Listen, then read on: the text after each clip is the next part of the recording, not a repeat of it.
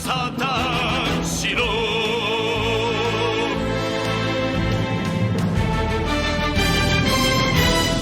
Hello, everybody, and welcome to episode 217 of the Saturn Studs podcast. I'm Kurt, joined once again this week by my nefarious co-hosts, Peter and Jake. And we're coming at you this week with the Reginald Barkley versus Charles Barkley Best of 7 Quantum Basketball Tournament edition of the cast. I'd like to see what quantum basketball looks like after seeing what quantum chess looks like. Or was that 4D chess? No, quantum chess was the that little thing that Paul Rudd and Stephen Hawking put out or something. They played quantum chess together as some promo. Sounds as made up as the Epic Sax guy's name and country of origin. It was completely made up. And it was like Paul Rudd was becoming a master at quantum chess, and his goal was to beat Stephen Hawking.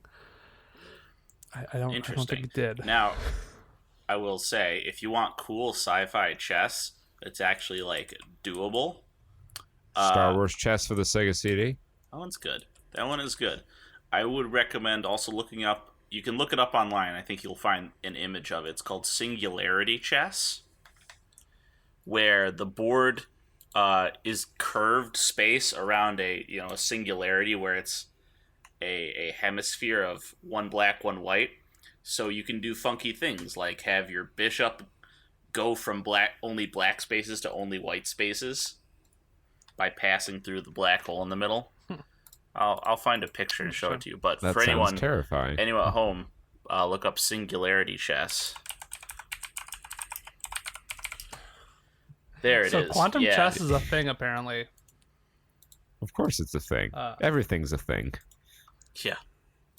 So what's the catch for quantum chess? A quantum chess piece is a superposition of states, each state representing a different conventional piece, like a pawn or rook. Okay. I'm not smart enough to play this game. Okay. I think I get it.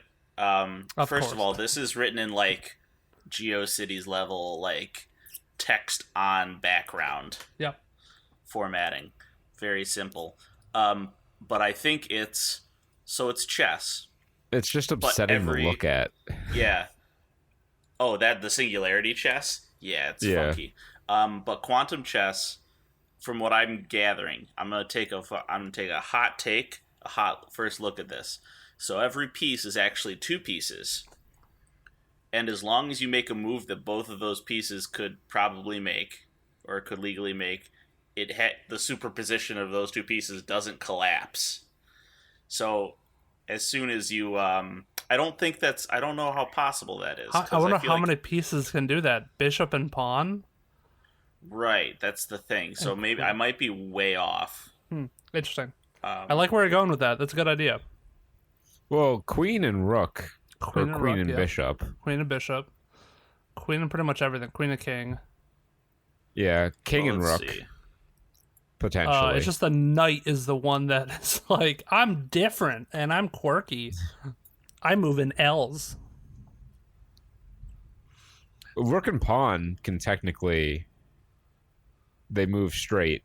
Pawns attack diagonally. Yeah. Yes, they attack diagonally. Also, this podcast brought to you by my thunderstorm behind me that is going to periodically go boom. So, Jake, would you say we're coming at you live from a thunderstorm or nondescript disaster to follow Gerard Butler around? Yes, yeah. Just whatever, just storm cloud in the sky that has lightning bolts and effects, and it go boom. And then Gerard Butler looks menacingly up towards it, saying, I'm going to protect my family, like he does in every fucking Gerard Butler movie. So, yep, we're talking about Greenland. It's the first trailer on our trailer roundup segment that we call Trea Watch. It is a disaster movie starring Gerard Butler, and it is either a worrying premonition about how we're going to wrap up 2020, or a bizarre conflux of San Andreas, 2012, and any other Roland Emmerich movie. Pick anyone. Because I got strong 2012 vibes from this. Yeah, I got strong, stupid premise vibes from this. I've seen this movie quite a bit. So yes. This is at least the fourth time they've made this movie. This time it's little tiny meteorites and one big one. Yeah. That actually touches down. The plot of this hinges on scientists saying that a large meteor is going to be passing close enough to the Earth that significantly sized fragments are probably going to break off, and no one's scared of that. No one's saying this is going to be really bad. It's going to scalp the atmosphere and shit's going to go flying down. Because it becomes news when an asteroid goes below the moon's orbit, and that's a lot of space there. Mm-hmm. Because a lot of them they were like either it's going to burn up in the atmosphere or it's going to hit in the ocean, and we were just okay with that. Like our science is 100% perfect that it's going to do one of those things. We're okay, if it lands in the ocean, causes tsunami, wipes out 6, 7, 8 coastal towns, that's just acceptable losses. Don't build your house near a body of water. Come on. Everyone's walking around like, oh, it's Clark. He's gonna come by soon. Meanwhile, we're here in real life where we're looking at Apophis and it's like years out, and we're like, people are like, are this thing gonna kill everyone on Earth? Or scientists like, no, but we're tracking that shit really close. We've got an ankle bracelet on it. It's on house arrest. We can tell you its orbital curvature to the minute. That's also, right, not the degree, the minute. And we didn't call it Clark, they called it fucking Apophis. So. But Clark sounds so much more approachable. It is in no way inspired by the fact that they named the shark Bruce in Jaws. Mm-hmm. Yeah, until Clark turns into a Superman that kills us all. Space dingleberries fall on several places over the world. And to escape the lice menace, humans have to flee to Greenland. Yeah, because that's where bunkers are. Safe. Yeah, bunkers. Some bunkers. No, there's no bunkers in America. No. No Certainly way. not one under the White House. Bunker Boy's got that one taken all. He's got that chip already clocked in. He's like, I'm taking this one. Yep. I do have to say, bold move, guys, making a disaster movie in 2020, because we have a very accurate assessment of what Americans will do in these situations. I was watching the scene where they showed a scene where there's like 5 or 6 C-37s, 37, whatever the big fucking carrier planes are. Right. And people are storming that because they know they're on their way to like Greenland. And I'm like, you bet your bippy that people would do that in real life. No, you know what was missing to make this a realistic portrayal of what would happen in real life? Were the groups protesting whether or not the comet actually existed. Yeah, definitely a hoax. The hoax people. It's all a conspiracy by the deep state to control us, to fear us. They want us to stay inside and seek shelter. Yeah, okay. I'm gonna come out here without my mask and proclaim my right to free speech and protest. Man, Americans are dumb. But looking at you, Florida. Meanwhile, we're just trying to saw that state off. Well, the meteor did first hit in Central Florida and just wiped it off the map. Set it adrift. It's the armpit of America. We don't really need it. No, it's the creepy, deflated, malformed balls of America. I think that's what Jon Stewart called it once. With a lifetime membership to the AARP. And frat boys. Speaking of frat boys, Danny DeVito is in an animated movie now. Again. Danny DeVito is being typecast as a carnival barker. He is. Animated or real life. That's yeah. We've reached a new level here. In the movie adaptation no one asked for, Animal Crackers. Wait, this is an adaptation? Oh yeah, based off the snack, Animal Crackers. A hit snack. Yeah, it makes a lot of sense. Wait, Kurt, it sounds like you haven't seen the trailer.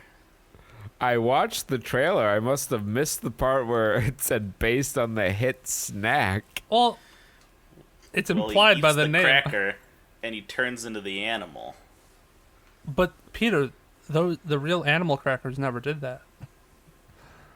Unless they're edible animal crackers. I don't know what animal crackers you guys have been buying. Hey, that would actually be a really good idea. Just a really strong form of like LSD-laced animal crackers. They did it with Gushers in the 90s that turned your head into a fruit. Pretty sure.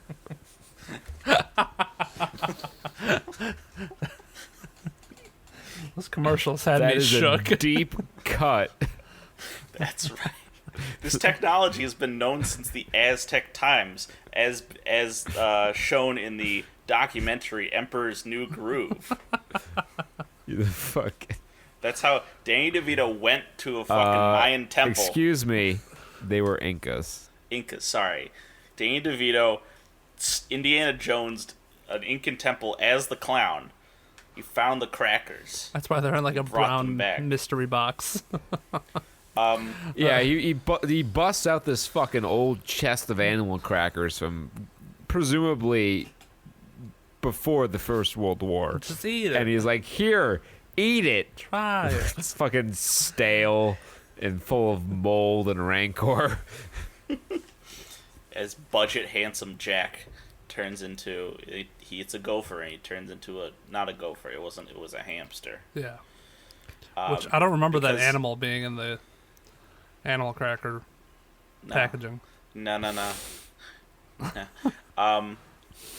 Yeah. They're retconning my snack food. I don't like it. No animal cracker retcons. What, next you're going to tell me Juicy Juice was never 110% juice? I want Juicy Juice, the 110% story, as a sports movie about a box of juice. And it runs away from its parents. Who was nicknamed Juice? Was that OJ? Or, yes. Yeah. That was the first thing. That's why I smiled as soon as he said juice. I was like, oh, I know the perfect guy. Another biopic about OJ called 110% Juice. The O.J. Simpson. The O.J. Simpson. That's a better name for all of those stories combined. My coaches always used to tell me give him 110%. That's why they call me Juice. I'm 110% Juice. And I killed a bitch. Oh, wait, no, you didn't hear that. This won't go on the documentary, right? You're not recording, right? Good. I was wearing another glove and flexing my hand while putting that glove on. Therefore, you must acquit. It's not like leather shrinks when wet or anything. No. He's wet all the time. Because there's so much juice. He's 110% juice. It's just oozing out of him. Either that He's or a make super saturated juice solution.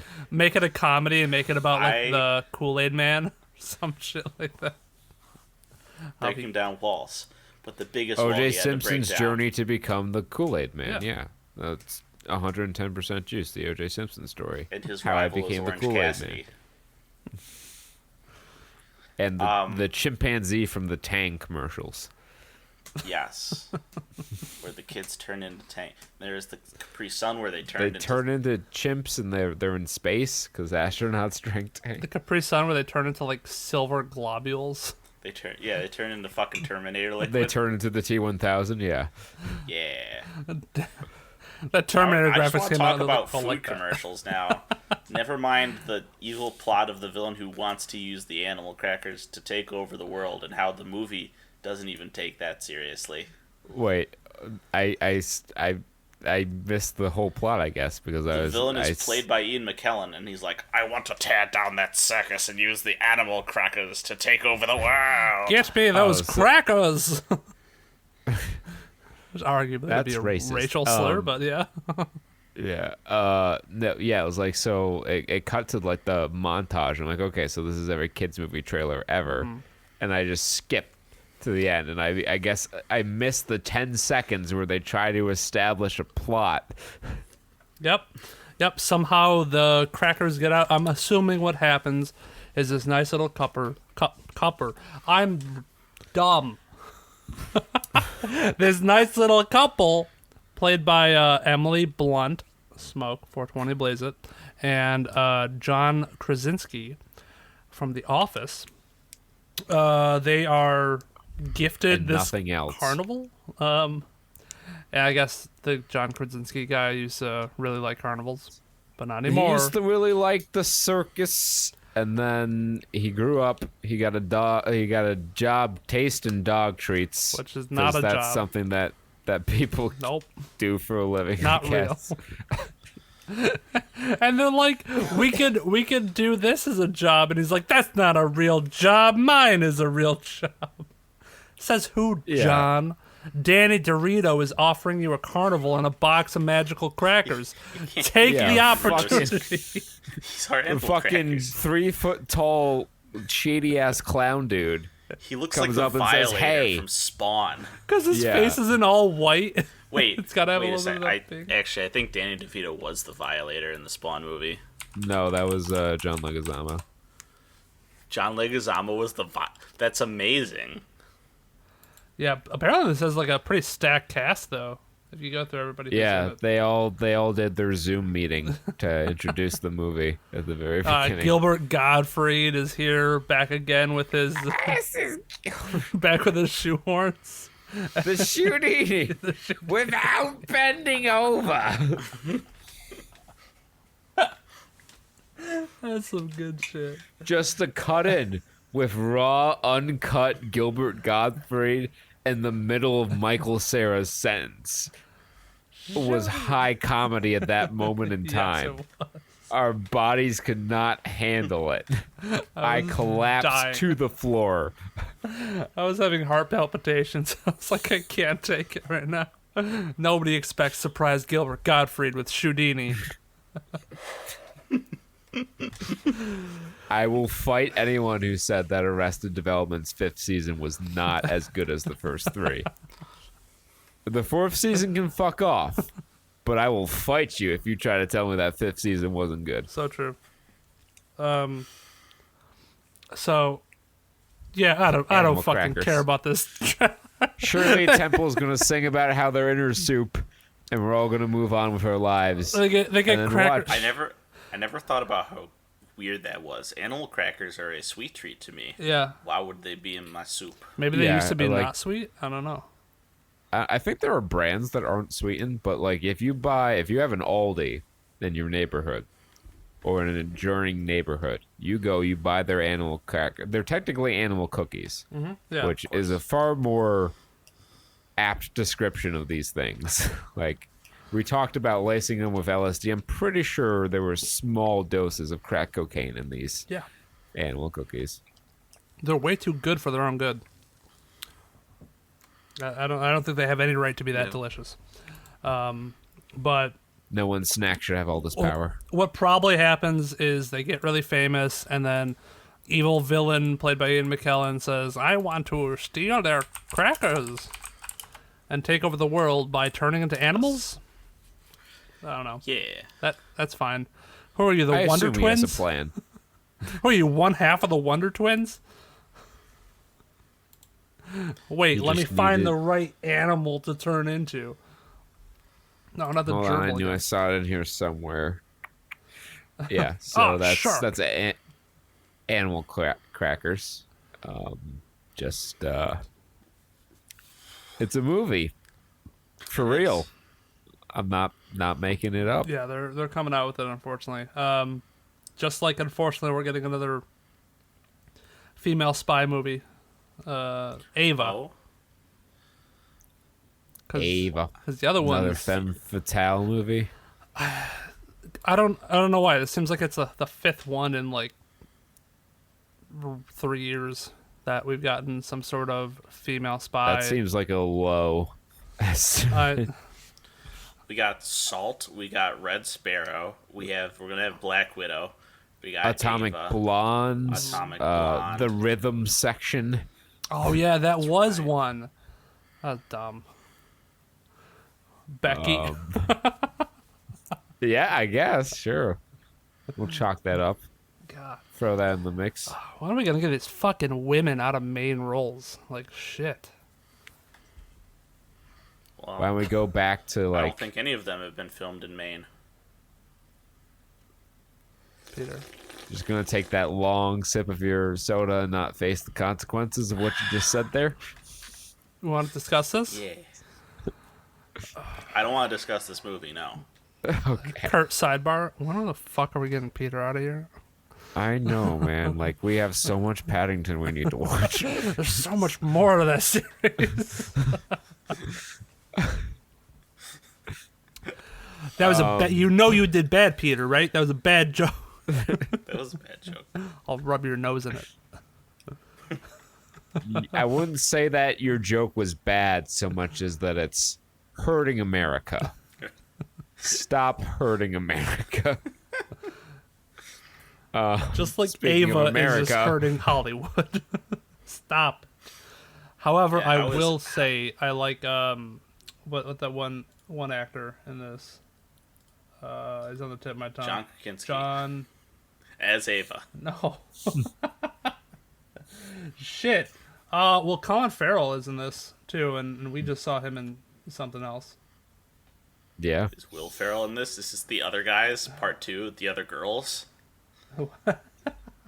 Yeah. Colin Farrell was. I don't think Colin Farrell wasn't in The Other Guys. No, he was. No. That movie would have been good if it were. No, Colin Farrell was That in would've been Artemis great. Fowl, right? That was Colin Farrell. Yes. Right? Yes, he was. So- It's Irish Reynolds himself. Yes. Yeah. I cannot remember his name. He was just in Space Force. Steve Carell. Who's the old man? Fred Willard. I'm upset.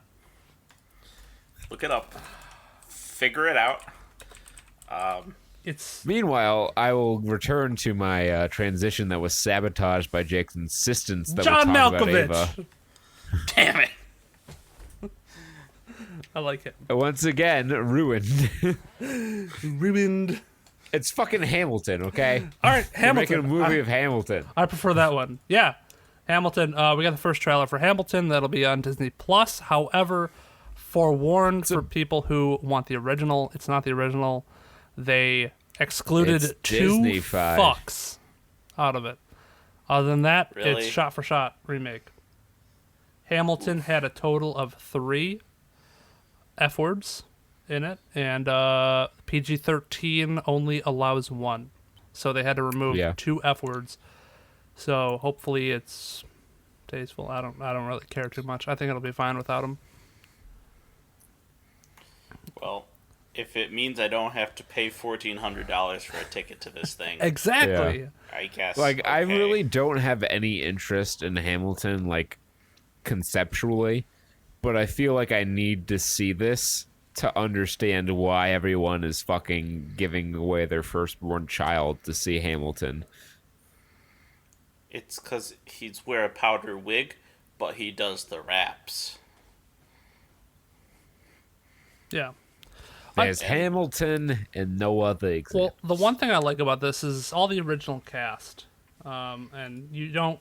I don't think you get that too often. I think Disney just rented the area and was like, here, we'll film this. You'll get 10% of the profits because we're Disney. Yeah. Yeah. Although I will say this is, even like this, it's already a lot better than... y'all remember when CBS was doing those live plays?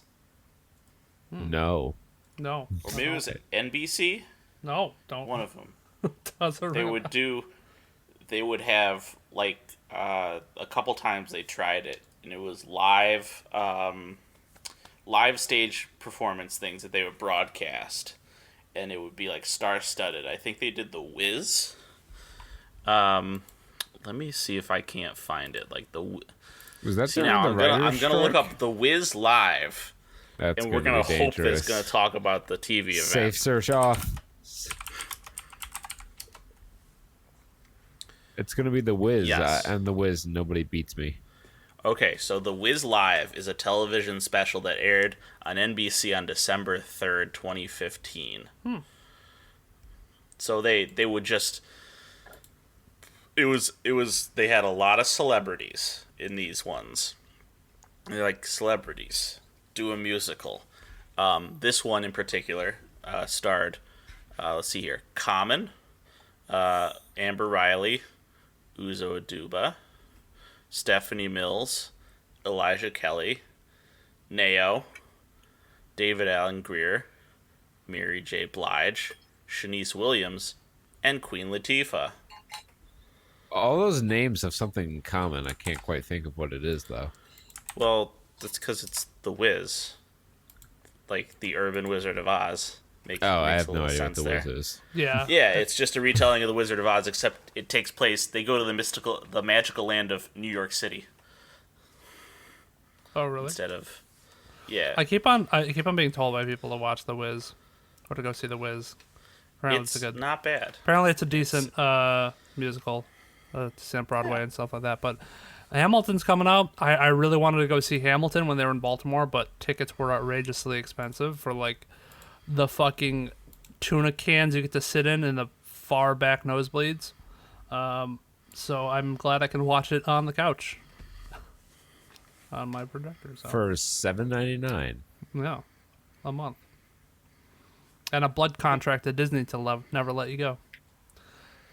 But yeah, so it's also Lin-Manuel Miranda's in it, so he's a fantastic composer and singer, I guess. And shit like that. I don't know. My girlfriend is ecstatic about this coming out. So I will be watching this 26 times when it comes out on July 3rd. So watch it there. Hooray. Many of you will have that day off. Yeah. For some reason. And that's yeah, also I have that day the off. launch of that's Happy Corset 2021 Day. Everyone crack your Ugin. Oh, yeah. Yep. Crack your Ugin, crack your Azuzas. I got my box on the way. I'm interested to see what I get.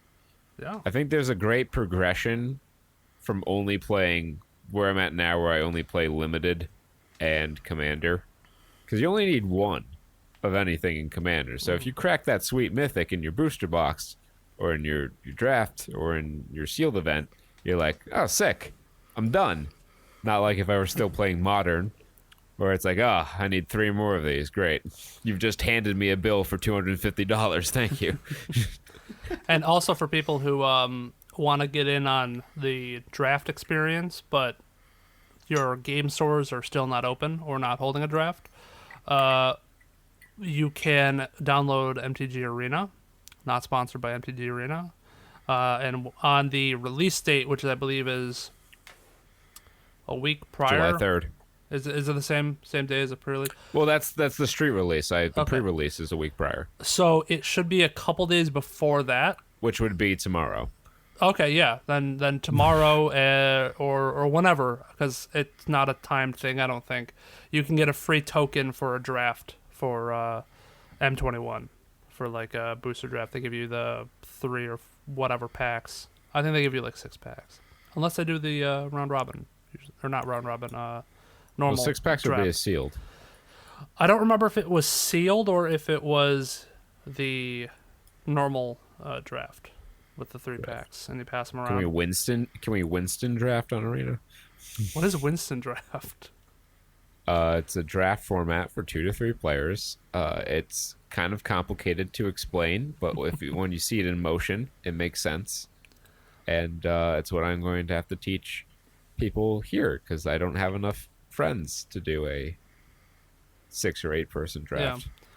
So Launch a pod. I don't. I don't think they can do that. But I think they have the normal, I think 10 person draft or something. I don't know what it is. Whatever it is, you have to play it. Anyways, it's free. So if you want to go and get that somewhat semblance of a similar experience, but go ahead and check that out. But it's not going to be a draft if I'm not there forcing red-black sacrifice or combat shenanigans. The Mean Street Posse Exactly. cannot appear. That's like that and my Conspiracy Junior Porter Ranger Clockwork Machine are my two favorite decks I've ever drafted. I don't think I won with it all the way, but I remember pissing off Kurt to no end with pacifism. With monopacifism, monostasis, every fucking stasis effect in Kaladesh. That was such a weird format. I love that set. Well, it was good. Waiting for Barbarians does not seem like it's going to be as good as Kaladesh. No. Some people said it seemed like it could be a pretty good character piece, but I don't know. I haven't seen Johnny Depp in a lot of what has he been in recently? Nothing. He's been in controversy. Yeah, controversy. Allegations. I don't know.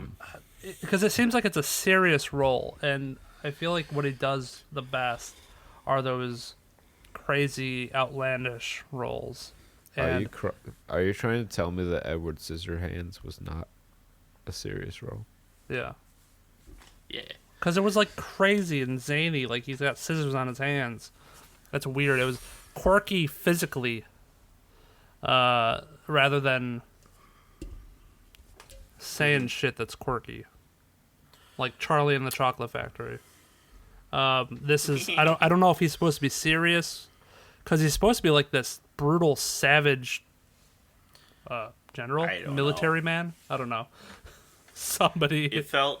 He's a major general. He has I'll knowledge say of that all things vegetable, animal, and mineral. I feel like this movie was written by a guy, like the writer for this movie was someone who writes for like serious stage plays and doesn't have as much experience writing a movie script. I don't know if it came off that way to you guys, but to me that's how the writing felt. It was a little too stagey. It came off as a movie that's visuals did not match the tone of the writing.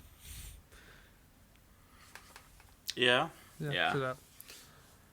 It just seems kind of odd. I don't know. That's all. I just put it as like odd, because it's like also torturing these barbarian people or Asian people. I'm not sure who they are. Barbarians. They keep on calling them barbarians, but I feel like they're like Mongolians. This is.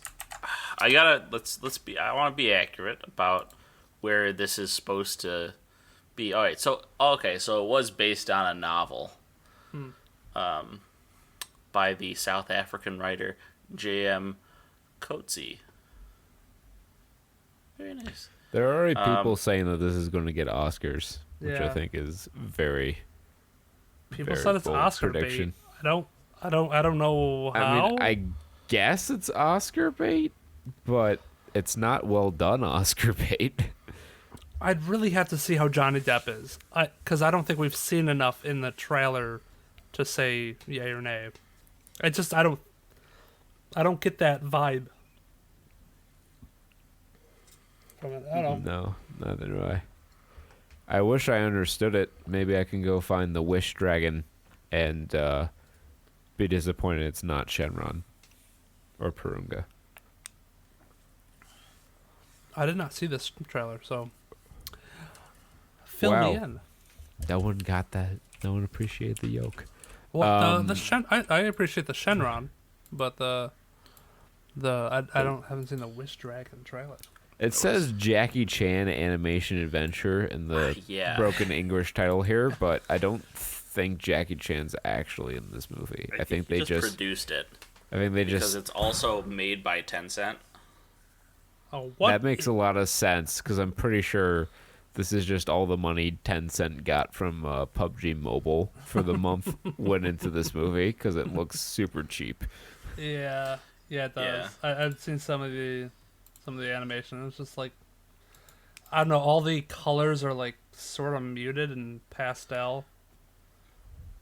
It's just heavily. Every trailer on YouTube of it is just heavily compressed and blocky. And has the Chinese subtitles. It looks like if you ever torrent a movie. Oh yeah, true. Yeah. Yes. That weird, like, sort of pseudo pixelated quality with the Chinese subtitles on the bottom. Maybe that's the problem with it, is that it looks like somebody like recorded this trailer on their iPhone and uploaded it. That's what happened. YouTube. They just bought the trailer from Chinatown. Because this movie doesn't exist in the West. They uploaded it to YouTube, and Peter found it, because Peter finds all of these trailers for some reason. Yeah. This movie doesn't seem to have anything like a plot. It's kind of the things happen movie.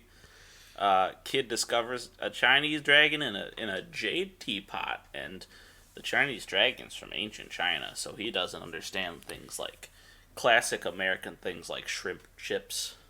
And what a prince is, and aeroplanes, televisions, ice cream. So there it is, guys. And there's no worry about people capturing the wish dragon or finding him out because he's invisible. It's invisible to I think. Them, yeah. They don't. Well, see him. One dude's eyes started bugging out of his head when he saw the fucking thing lift, the car lift up. Yep. Perhaps he suspects something. What's the conflict in this movie? Who knows? Airplanes don't need conflict. Airplanes are the conflict. Does the wish dragon just teach the kid about Chinese history and culture?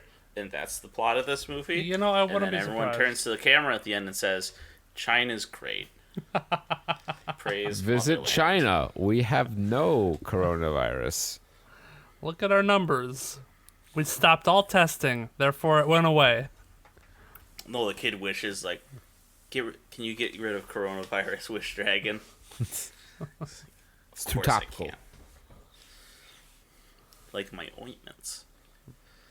My essential oils will heal your coronavirus.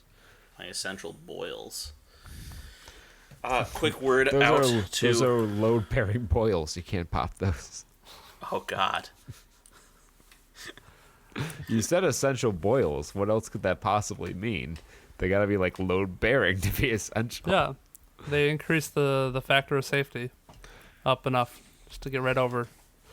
It cancels out all the problems with the rest of the body.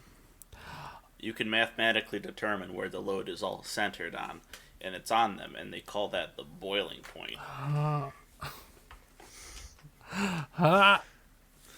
You were saying something before we got into this. A quick note or word. Well, it's actually very pertinent to this conversation because it's called the silencing. The silencing. What you may want to do to me. But, all right, the silencing. I don't know who's starring in it. It seems like people I should know, but I did not care to look at. Very thoroughly researched. I like it. Oh, yeah. Crazy person in the woods. I think slitting people, like giving people tracheotomies and killing them with atlatls. Sicilian necktie. For those who don't know, the atlatl, as they describe it, because that's like a feature. That's the cool thing the killer has in this movie. I've made one at home. It's a fun little primitive weapon thing. All right, so imagine a long stick with a hook at the end, a little tiny like thorn hook at the end, and then on the other end is a grip with a hole in the middle that you can stick your finger through. So you grab it from underneath, you fold it back on your arm like a praying mantis, right? You fold it back so it's resting against your shoulder. You put an arrow or a big lance, a dart, I guess, with the notch end against the thorn, and then you whip it forward, and it shoots the dart at an increased velocity. And it wasn't good enough for the natives to defeat the conquistadors, and they all died because it could pierce armor. Turns out armor and gunpowder is a little bit stronger than your. It was a good hunting weapon. Second it was class no bow. lever. Yeah. So that's what some cultures had instead of bows, or in addition to bows. And this hunter person is trying to kill people in the woods with it, and Dad Hero is trying to find his daughter, who might be in the woods, but it's a cold case. And who knows? The one thing about, you said you didn't know anything about the casting. I know one thing about the casting is that What is it? Nicolas Coster-Waldau. Nicolas Coster-Waldau. It was Jamie Lannister from Game of Thrones, if anybody wants to know. So, pretty good actor. I mean, he did a great job in Game of Thrones. So, no reason to believe that he wouldn't be pretty decent in this. It seems like a similar type of role. I was told a lot of the same things about one Finn Jones, and then I watched a little show called Iron Fist. So, hopefully the direction is good. And the writing. You mean Iron Fist, the protector of Kunlun? Kunlun? The sworn protector of Kunlun? Yes. I remember when he shot golden guns at the end. And then it was canceled forever. That was actually just a symbology. It was the universe could not handle the stupidity of what just transpired. That was Iron Fist actually shooting Iron Fist the next season, right. Just ending it. It was like, actually, we're just ending it. Man, that's Season rough. 3 was on the horizon. Boom, boom. That's dead now. I can't believe they even made a second season of that show. I want Iron so Fist bad. dead. That's it. Yeah, that's it for trailers. Now we're gonna do our box office and review roundup segment. We call the follow up because we follow up on some of these movies that we've talked about on Trea Watch. But I don't think. Well, I guess Becky would be the one movie in the box office this week that we actually have talked about on Trea Watch. It made it, guys. It made it. Yeah, and the number of movies that are out are increasing dramatically. We have a top 10 now. Yeah. And there's even some movies outside the top 10. I like it. Nature is healing. You can actually plot the amount of movies that are coming out as an increase with the rise in coronavirus cases in the U.S. They correlate to each other. The Followed, or it's just called Followed, is the number one movie in America, grossing a whopping $152,000 in 44 theaters. Oh boy! I did read somewhere that Jurassic Park is the number one movie in America again, but I don't know why it's not on any box office reporting I've been able to see. I did hear that AMC will be opening, when they are opening, they'll be opening with like certain classics that they'll be airing for like $5, which I think is a really smart move to get people back into the theater. I mean, there's no movies out. I think it's a necessity. I mean, we have 12 that are released out. Oh boy, who doesn't want to see Sex in the Future, the movie with the 1.8 rating on IMDb? I never said they were good, but they're out. But I think that's really cool that just like the classics are out, if they're coming out with certain classics. I don't know what else movies are. I think Dark Knight is one of them that might be coming out as well. Yes, the classic 2008 film. It's like it's classics for people who are young. I don't know. I don't fucking care anymore. What is life anymore? I don't know, but we're going to find out what The Followed is all about here, as it is the feature film, or spotlight film, rather. We take a look at one film specifically and read some of the lovely user-submitted reviews on the International Movie Database. There are always some fun ones, and we have the return of an old friend this week. This is not one of the reviews. So how the segment works is that we read a smattering reviews from both positive, negative, and middling review scores. I usually read the positives. Jake usually reads negatives. Peter the middling. But we found a while back this bot that all it does is post the same screen of a review on seemingly random movies, and it was on a bunch of movies we looked at, but then it went away for a while, but now it's back. So I will once again read to you the headline from B.A. Piano Master Thrake Snail Cat Dog Ant Agave. Any contact with females, the dystopian road to babies, guys. Be careful of the subliminal man-woman message, and thank goodness for Animal Kingdom to annihilate the latter. With the classic opening paragraph, Andrew Jack and Sec and NE, greatest president behind Lincoln, ? Only to return banks from shadowy organizations to Americans' hands. Mystery Science Theater, 3,000 new seasons released, truly extraordinary by moonrakers of this achievement of men.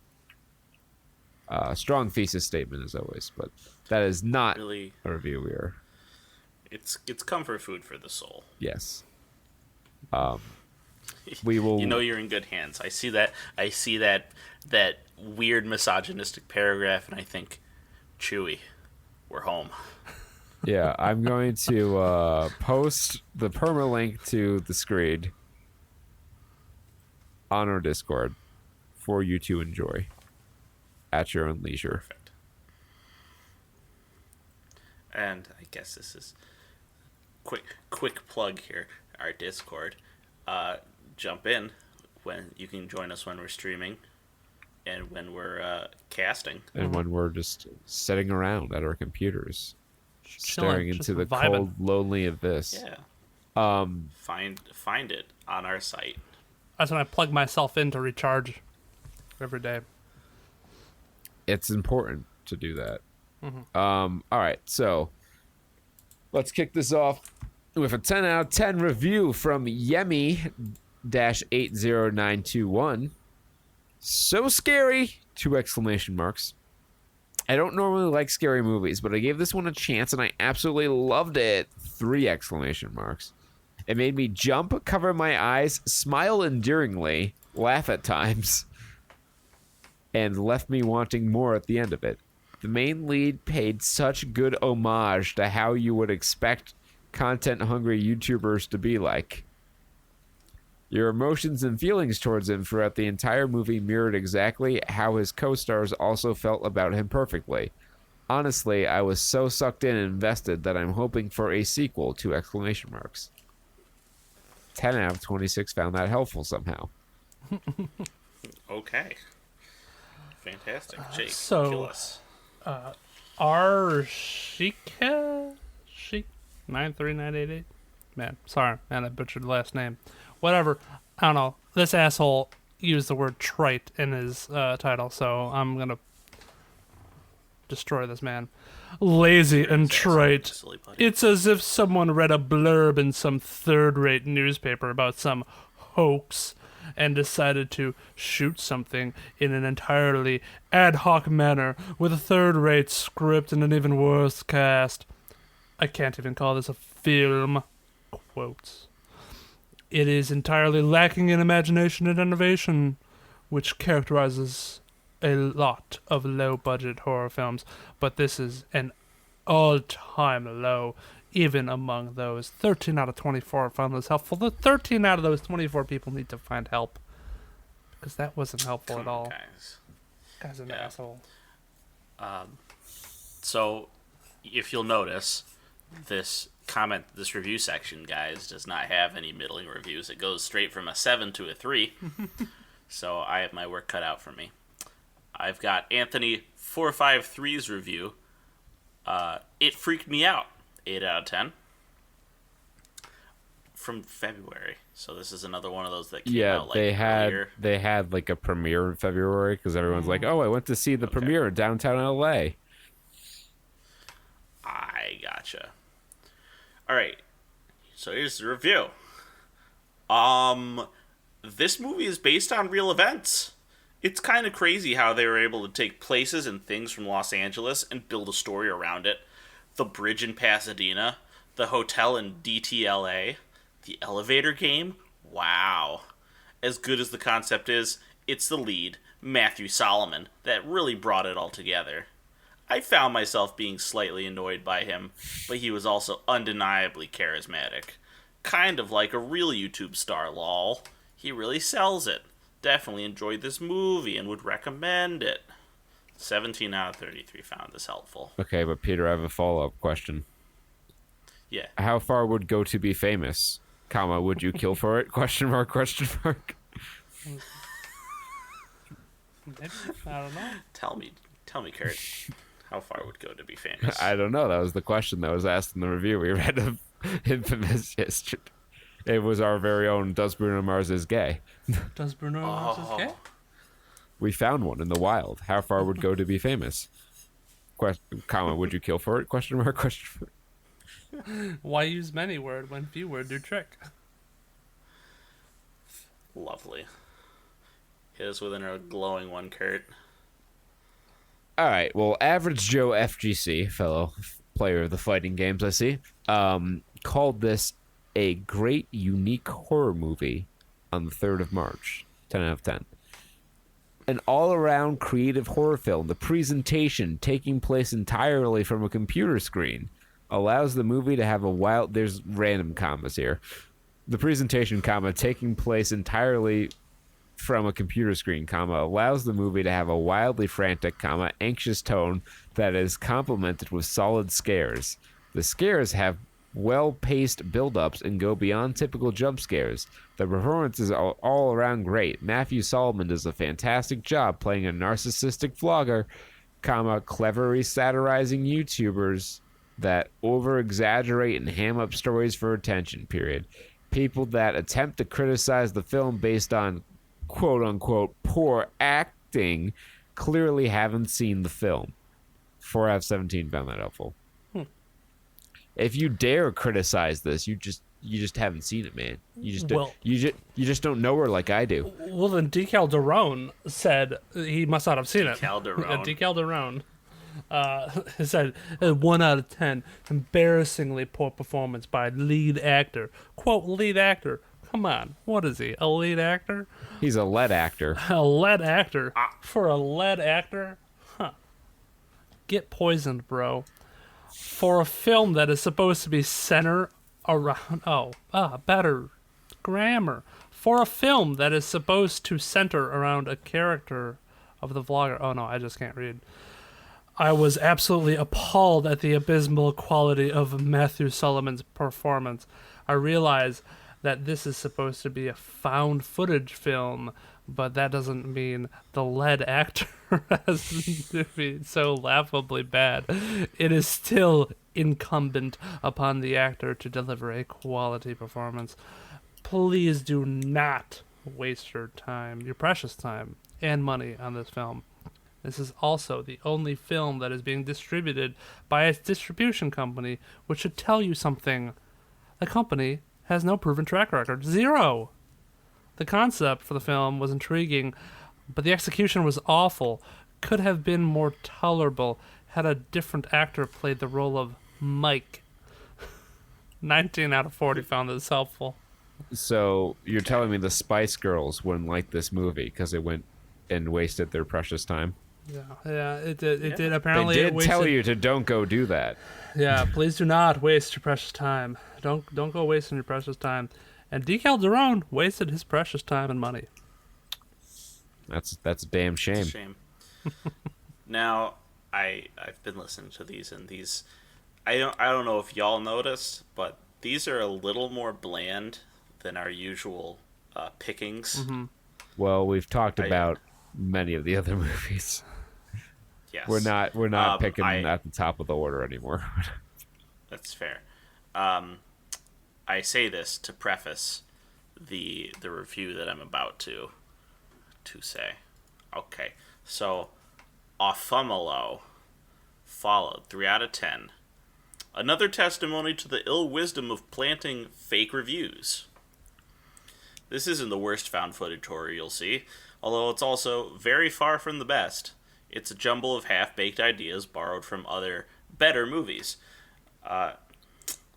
Overlong and not well acted, though more experienced actors still could not have pulled off this crappy material. But its shortcomings wouldn't seem so stark if you went in blind. as opposed to having your expectations raised for something even halfway decent by the majority of early user comments here that are all clearly by crew members, their friends and family. I mean, click on their handles. Mysteriously, almost none of them have ever commented about another movie before. Reading those kinds of 10-star claims and then watching something this lame and amateurish turns an ordinarily bad movie into an intensely dislikable one, since you feel like you've been duped. Filmmakers, show a little spine. Don't get all your pals to post obviously fake reviews on IMDb and other forums. What's the oh, fuck it. It will backfire in that the people you lure in as a result are not only going to hate your movie, they're going to hold it against you in future efforts. And it's telling. So this was posted yesterday, and 2 out of 4 found it helpful. So this was not posted in February. Yeah. Some of these other ones. So it's not an early thing. You know, I'd believe it because yes, a lot of these there are a lot of 10 out of 10s. And there isn't a lot to the body of them. Yeah, everybody's saying, somebody's saying in the 1 out of 10, who was also from June, said everybody who rated this movie 7 out of 10 are just people who worked for this film. Worst casting, worst script. The movie is a mixture of those two. So, It's all a sham, kids. All a sham. It Fake is news, all a sham. as our Lord and Savior Trump would say. Fake news. But it's the #1 movie in America, flanked by Infamous, which asked the question, how far would go to be famous? Would you kill for it? That made $94,000. Becky, everyone's favorite crossover between Home Alone and American History X, raking in $85,000. The Wretched in 4th place with $73,000.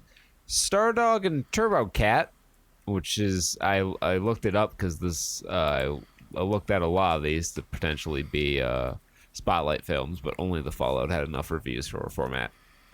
How do we miss this?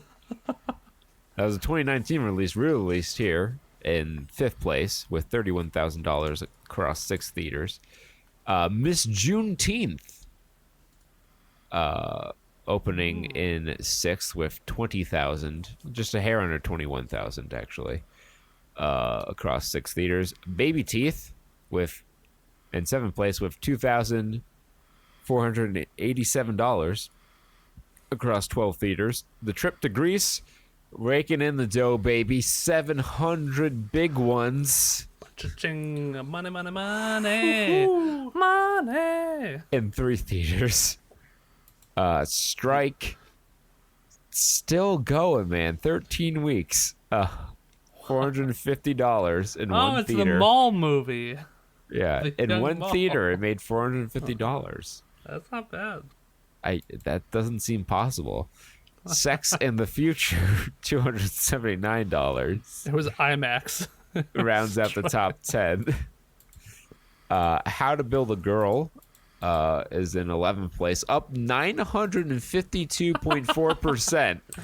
Wait, was How to Build a Girl? Did that make like $7 the last week or something? Yeah, I think it made like $17 or something like that. But it's up 952.4% to an astounding total of $221, aka less than the value of my 8-rack deck in Now my question is, 2 theaters added that. Do you think they got a good ROI on those? I mean, I don't think they four-walled it. $55 per theater on average. I spent $2,000 on this movie. God damn it! Gotta hope that the fucking 2 theaters were the only ones, the 2 ones that added it were the only ones that made money. That would mean a whole 10 people went to see the movie. But I think we're burying the lead here because in 12th place, The True History of the Kelly Gang with a $91 take in one theater. 8 people saw this movie. Oh, yeah. Oh wow, man. You can buy a That's bottle rough. of Hennessy for... I could rent out a theater and sell a bottle of Hennessy and make more money.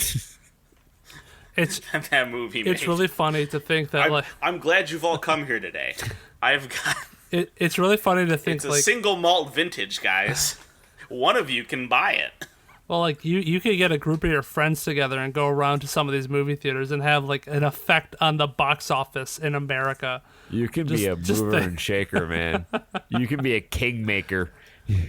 Let's get Strike up there to into 8th place. Let's get some buddies together and go see Strike a couple times.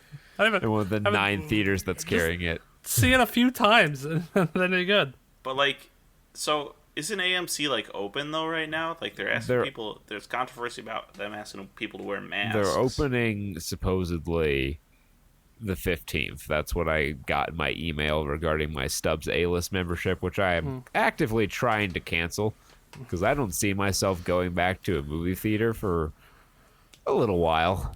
They're gonna make you jump through every hoop in the world. Yeah. Like, are you sure? Are you really sure? I can't cancel it because it's paused right now. Okay. And my next billing date, according to the app, is July 7th, a whole 8 days before their theaters are supposed to reopen in New Jersey. So they're gonna unpause it like the day of, so they can get that charge in. No, they're gonna charge it. Yeah, they're gonna charge me for it. I don't think there's no way I can see that I can get out of this without being charged for the month of July. They probably are gonna see a lot of cancellations. Yeah, I mean, like, they're not carrying movies from one of the 4 now major studios. Yeah.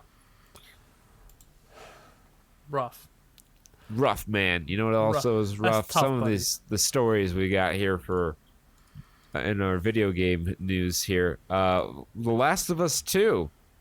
Is it a good game? Who really can say? I can. I've been watching it on. I've been watching my roommate play it. I think Jake has his own 5-minute review. Here chapter 3 or chapter 4. They don't really like tell you when they are, but you can mark them out. Apparently, it's a pretty long game. They said it takes about 24 hours total to get through it all.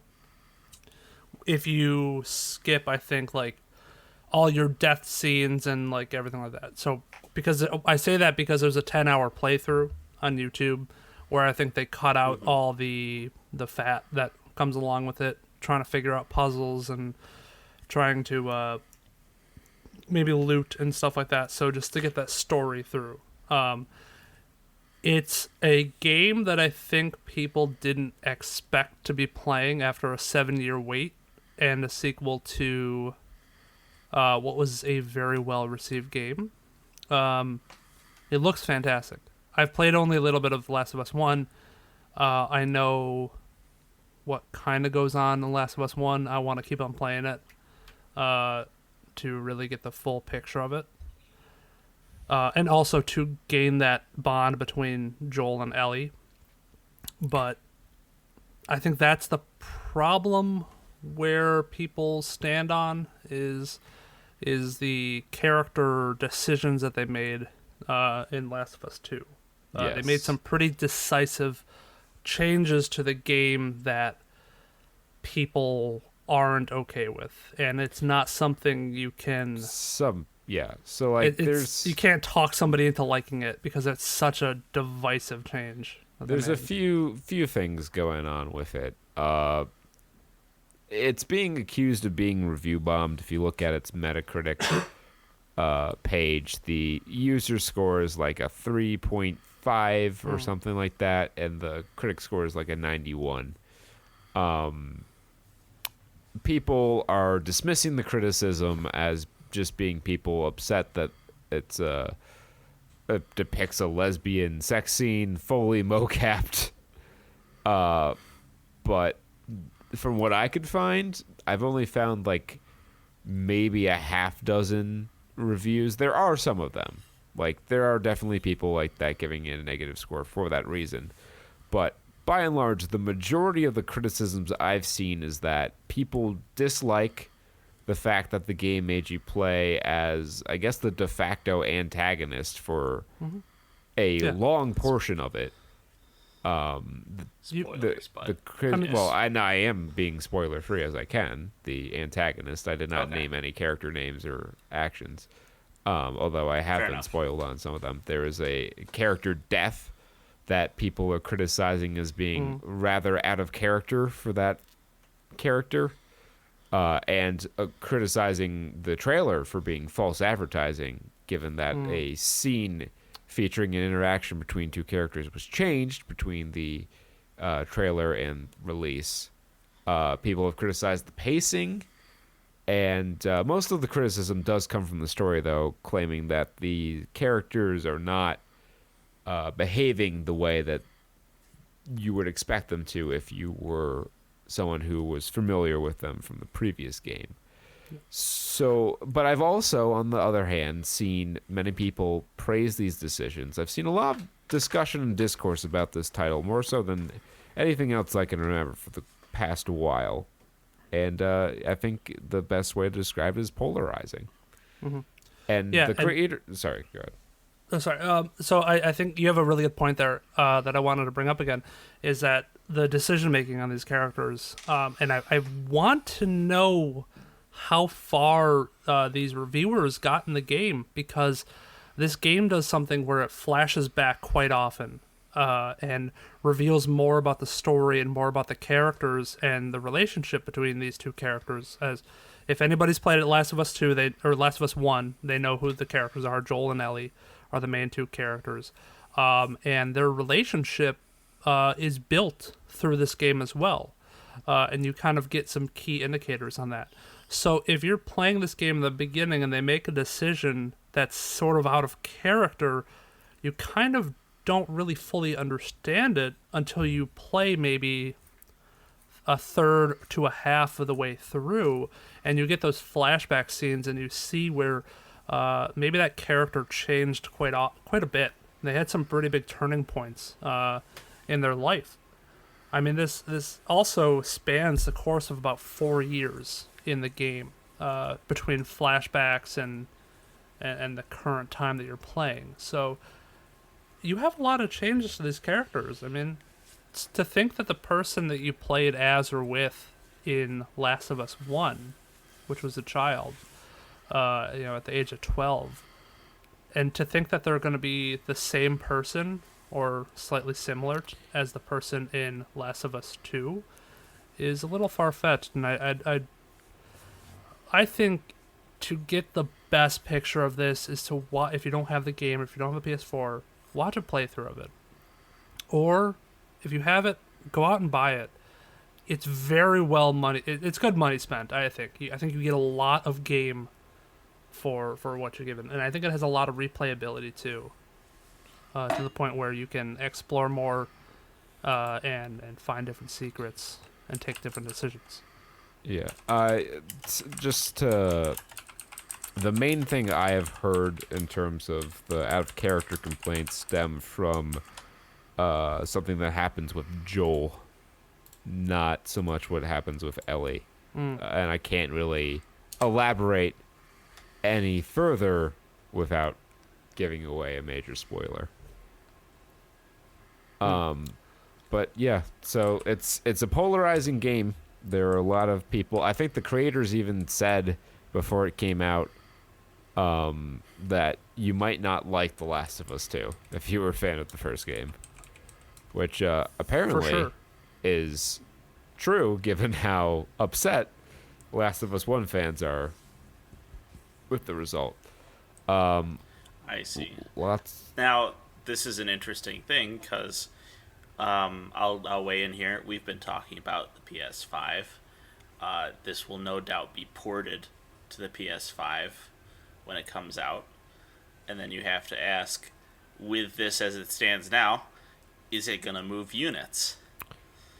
It might. Controversy has a habit of creating cash. I don't think people will necessarily buy a PS5 strictly to play Last of Us 2, but if it's available for the launch window, I'm sure it'll be picked up by a lot of people curious to know what all the hubbub was about. I mean, it looks amazing on the PS4, and I think looking even better than what it looks now than what I'm seeing on the PS5 would definitely be a good sell. I don't think it's a console seller, but I think it's definitely probably not immediate buy, but definitely a required pick for your collection. Because it's such a deep game with a really good story. People have problems with the story. I think it's fine. If anybody has any problems with lesbians, they're just not used to seeing an extended... I think people aren't used to seeing the extended like romance scenes play out. Not romance, but like relationship scenes play out. Where normally it's like, okay, maybe two girls kiss or whatever, or get together at the end of a game. But this one, it's like they're together in the beginning, and then their relationship continues throughout the game. So you kind of see how that develops. I personally think that a fully mo-capped sex scene in a video game is a bit gratuitous. I haven't really seen that in. I haven't seen that. Any other I don't game. know what that was. I personally want that wasn't in it. Ride to Hell Retribution. Unless that's sex scenes, in it later. Where he fucks the girl in jeans. He humps her butt in jeans. And then it fades to black and he's outside the hotel. That was a great game. So I think I know what... There's one scene that I've seen that they like allude to having sex. Unless my roommate had some filter turned on where it skipped it. But they made out and, took off each other's shirts or something like that. And then, leaned back on the couch and it faded to black. I didn't see any sort of gratuitous sex scene. So I got maybe it's later on. I don't know for sure. That is what I've heard in several reviews. But people tend to extrapolate, I guess. But yeah, I don't know. A lot of the complaints I have read about the story seem legitimate to me. But I have read people who have the opposite stance on some of the more controversial story decisions as well. So I think it's just a game that hits people different. Sorry. So yeah, I haven't gone to that part. I just looked it up real quick. And it's not really spoiling anything for me, but there is a fully mo-capped sex scene, but it's a straight sex scene. So well, even so, that's still gratuitous. Like Uncanny Valley. Oh, they actually show boobs in it too. Interesting. Well, I say that interesting because they make a point to actually blur out a picture of like nipple in the game with blood. So for them to blur that out, sort of censor that, but keep this in is because you got to reward the player for continuing. Little fucky, I guess. All right. In other news, Mixer is shutting down July 22nd. Microsoft will be partnering with Facebook Gaming to help roll users over into that service. It's actually kind of ironic because we had a behind-the-scenes meeting where we discussed the possibility of perhaps exclusively streaming on Mixer or Twitch. But that's not really a decision we have to make anymore. Yeah. Hooray. It makes it a little bit simpler now. Yeah.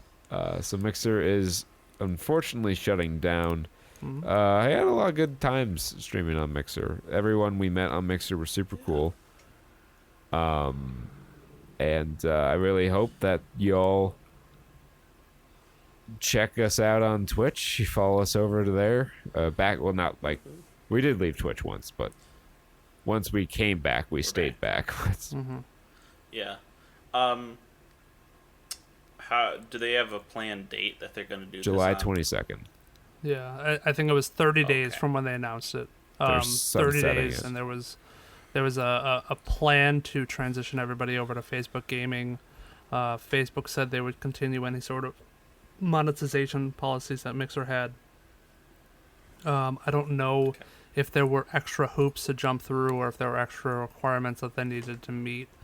So I haven't looked into all that of what it seems like Facebook was trying to accommodate them as much as possible, but the problem is, especially with people like with audiences, larger audiences, like it's hard to transition platforms. I mean, Ninja is a perfect example of somebody who, when he had his audiences on Twitch, were staggering. They're huge. He moved over to Mixer, and they were half that, if that, half of what he was getting on Twitch. And it seems like the people who actually benefited from this are actually the people who got the big contracts from Mixer, because they actually got a payout, a settlement, to get bought out of their contract for a lump sum of money. Ninja getting 30 million and Shroud getting 10 million, which is ridiculous. Running right back to Twitch, I'm sure. And they're running right back to Twitch, so they'll get probably their audience immediately back. I'm sure when they do go back to Twitch, they'll probably be like hashtags boycott Ninja, boycott Shroud, because it sort of feels like it was a betrayal on the Twitch side, and they made out like bandits, and now they're coming back for more money. I don't know. It's odd. It's a really weird situation. You gotta get it where you can get it. I guess so. I mean, that's business, baby. What can I say? But they cheap. went for their nut, and they got it. Yeah. Well, speaking of Twitch boycotts, there are people trying to organize a Twitch boycott, or have organized one for yesterday, given the SWAF, it's Me Too Part 2 Electric Boogaloo.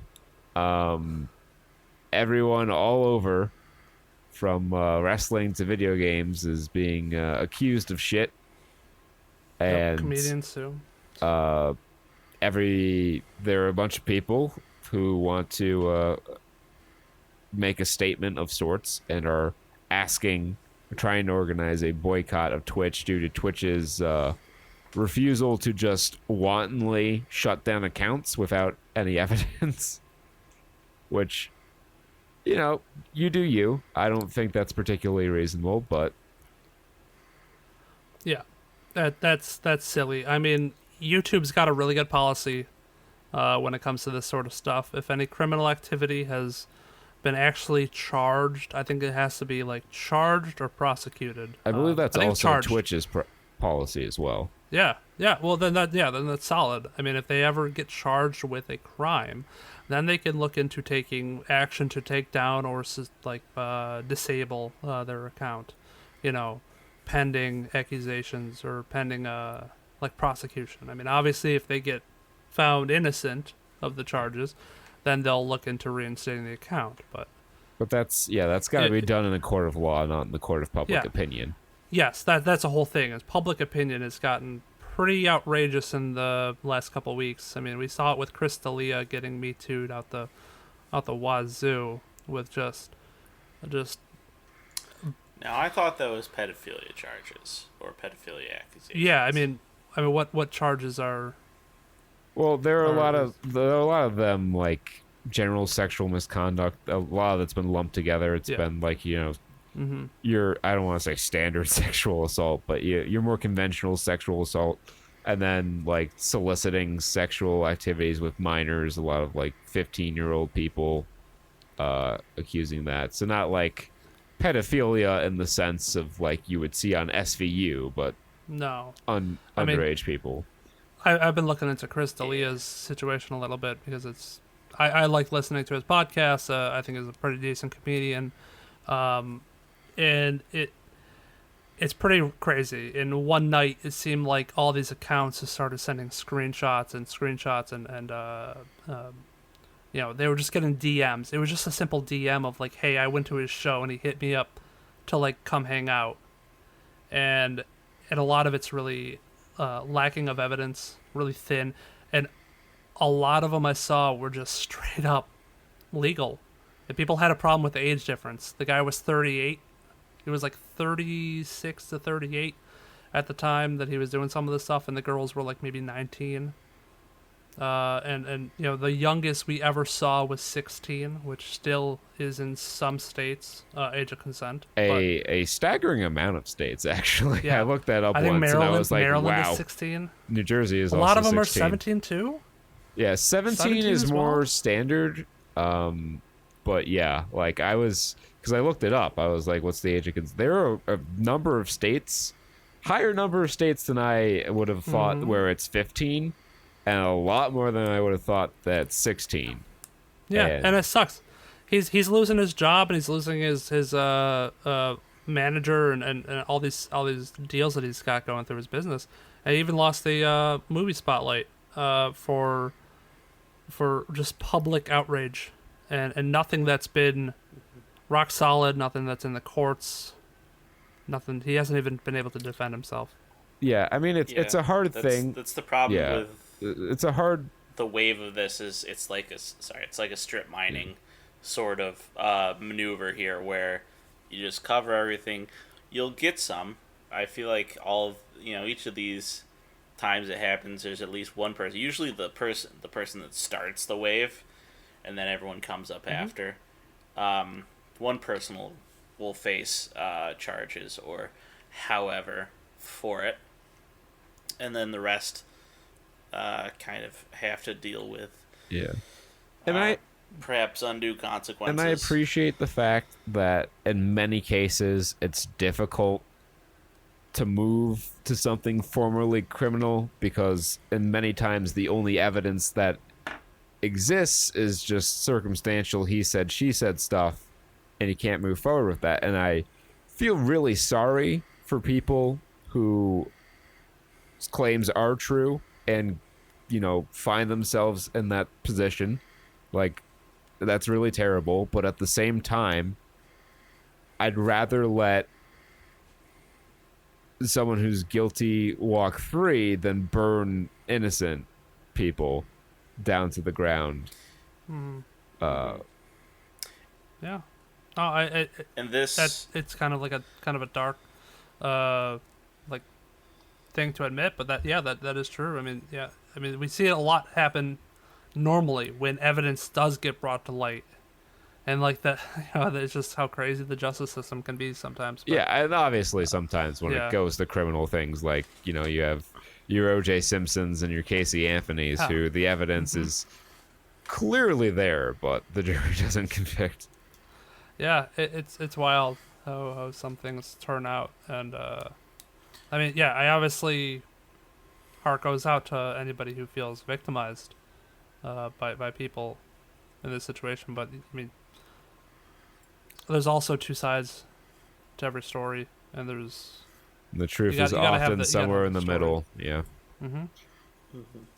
And one more point here is that we've been talking in the context of criminal actions and things that can be followed up in a court of law, and as we said before, some of these things are not. It's just accusations of them being scummy people.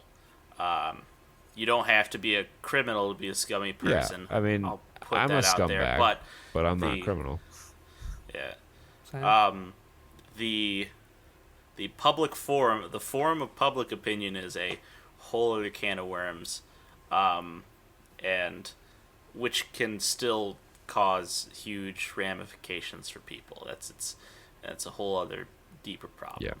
I don't know where I was going with this. It's just worth mentioning that a lot of this is not occurring as I'm gonna take him to court over this. It's like, he is a jerk. Yeah. Here's my evidence. And even out of that, fiscal tangible consequences are still occurring, and I don't know how to feel about that. Not great. No, it's not. This is like, this particular sort of thing is a very tricky area to navigate by its very nature. Well, let's talk about something a little less controversial. Police, Fortnite is removing cop cars from their game. Police. Are they putting in Pepsi cans instead? If they put in Pepsi Man, I might actually download the game. Hear that, Pepsi Fortnite? Man. Pepsi Man will bring a whole new slew of players to your arenas. New demographic. I gotta get that new Solemn Simulacrum. The Pepsi Man Solemn. It's so good. Pepsi Man, dun, dun. Yeah, so they've decided to remove police cars from their game.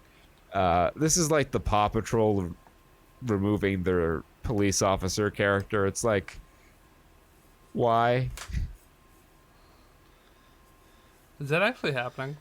I think it's Is happened. Chase actually? Chase is gone. Yes, I think that was like that dominated Fox News' media coverage for a solid 24 hours. Ooh. Um, This to me falls under the blanket of passive progressive. hollow statements. I would say.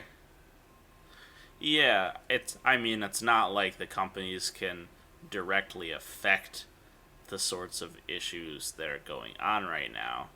I get that this is the way they can support them. I don't, how genuine It's like that the is. subreddit blackouts that happened a lot. It's like, what? We're doing it to raise awareness. Is there really anyone on this website who isn't already aware of what's happening? Right. You shutting down the wrestling subreddit because of this isn't really, I think, gonna move the needle too much. Just want my life read. Although I personally am not I'm not of the argument necessarily staying. There's the argument online where people are like, stay in your lane. You're an entertainment guy. Don't go commenting on this, and that's why. That's why we said a couple weeks ago we put that out there. I'm not going to use this as a platform to crusade. Right, but I'm not gonna fucking avoid it and pretend like it's not a thing. Everyone knows our stance on this. To that point, that was our choice. I don't feel that it's good for everyone, the public, to pressure literally every entity to make a statement on it. No, yeah, and that was the whole reason behind why Dave Chappelle came out with his 846. It was part of the reason. I came out with his, I don't know what you would call it, comedy, not even his comedy special, it was a special, spoken word, open forum, I don't know, when he came out with that thing, because he was like, I'm being called out by people to say something, you guys don't want to hear from me.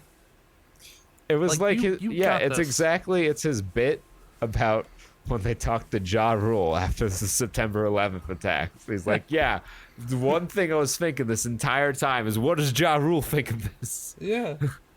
Yeah, it's like, you don't want to hear from Ja Rule. You don't want to hear from me. You know what you want to say. You're saying it right now and you're doing a great job of it. So, no, we don't need to say it right now. But if you ask for our input, we will put it out there. We also have a voice, so they want to put it out there. It's just they have a larger audience to an extent. To a large extent. But I don't think... Yeah, to a large extent, yeah.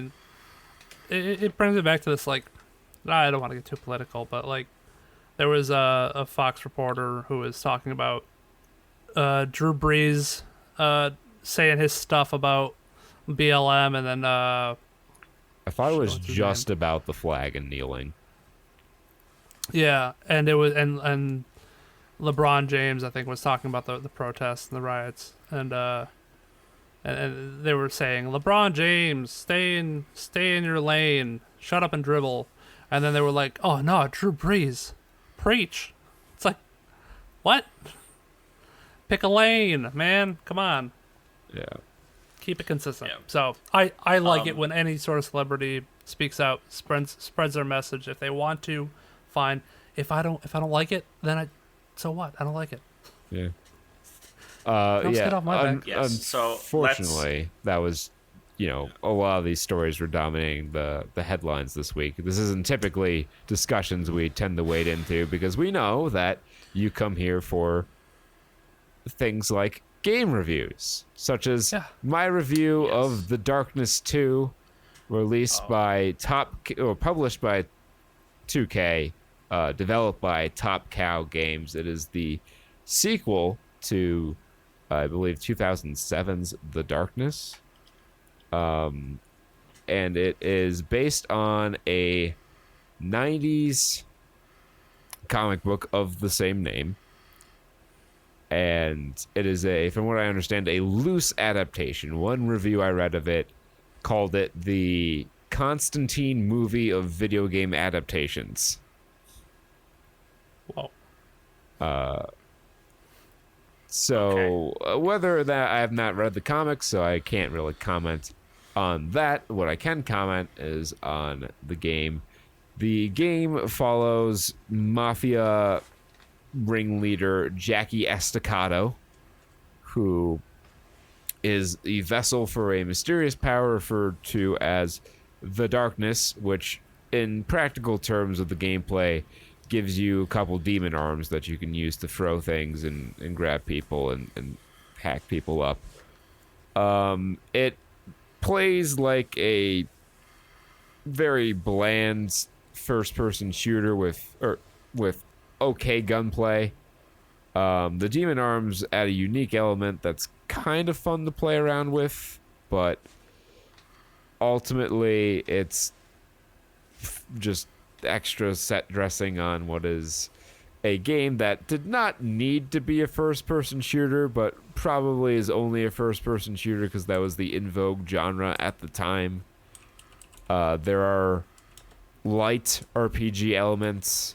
By elements, I mean there are dialogue choices that have absolutely no consequence on anything, and skill trees, which are a shallow attempt to add replay value to a campaign that is only 6 hours long. Oof. Oh, wow. Yeah, it was real quick. There are a couple collectibles that you can collect and have one of the characters ramble on about the lore of the worlds to you. The story itself, while short, was entertaining enough. It's not really something that I feel... It's good, but I don't feel strongly enough about it to really feel like I have to play it again for the story. But what I want to talk about with this game in particular, because it is a fairly forgettable experience. The story is okay, but I probably won't remember it in another month. But the value of a game. When you sell a game that has a campaign as pretty much its only thing, there is a cooperative multiplayer mode. Maybe that's really fun. I can't imagine how they would implement it in a way that would be particularly engaging over a long period of time, given just the core mechanics of the game. You have a campaign that's 6 hours, and that's not necessarily a bad thing if there is plenty of replayability. I praised God of War 3 for a lot, and that story is only about 10 hours, which is, yes, longer, but not exactly up to my value metric of ideally I want to get 1 hour of gameplay for every dollar spent. That represents ideal value. Good value is you get 45 minutes for every $1 spent. Okay value is 30 minutes for every $1 spent. And anything below that is not very good value. When you have a 6-hour campaign, it is very difficult to reach any of those higher value thresholds. Now, if you're really interested to see how some of the other skill trees play, and you really want to get those collectibles, you can maybe get, and you want to do a hardest difficulty run too, I would say you can get at most 18 hours out of this game. I don't know what this game released for, if it released for a full fat $60 or not in 2012, but today, in 2020, it is currently listed on Steam for $29.99. Do not buy The Darkness 2 for $29.99. Do not buy The Darkness 2 for $19.99. Don't even really buy The Darkness 2 for $14.99.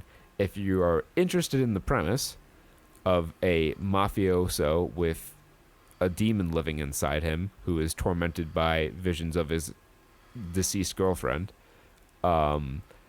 invest no more than $10 in this game. And there's another game I'm going to work my way through. I got in a humble bundle with this game, Spec Ops: The Line, and How Long to Beat also has that campaign at about 6 hours. That also has multiplayer. Maybe that's entertaining, but like you just can't have a game be that short and sell it for full value. I got those two in a humble bundle. I think I had to pay like $10 into it. That's an appropriate amount of value. But for real, 2K, you should be ashamed of yourself for selling a game for $30 that has maybe half that amount of time investment into it. And that's just an okay value. Like, if you bought this for $30, the most I can see you putting into this is 18 hours. That's still barely 30 minutes per dollar spent. That's not a good ratio. Mm-hmm. So the game's okay, but the price for the game is ridiculous. I'm just watching like a little bit of gameplay of it just to see what the arms look like because I was curious. It's weird. Yeah, the graphics. That's interesting. They changed the graphic style from the original apparently in this one, and there is a nice little recap of the events of the first game, because who the fuck played The Darkness?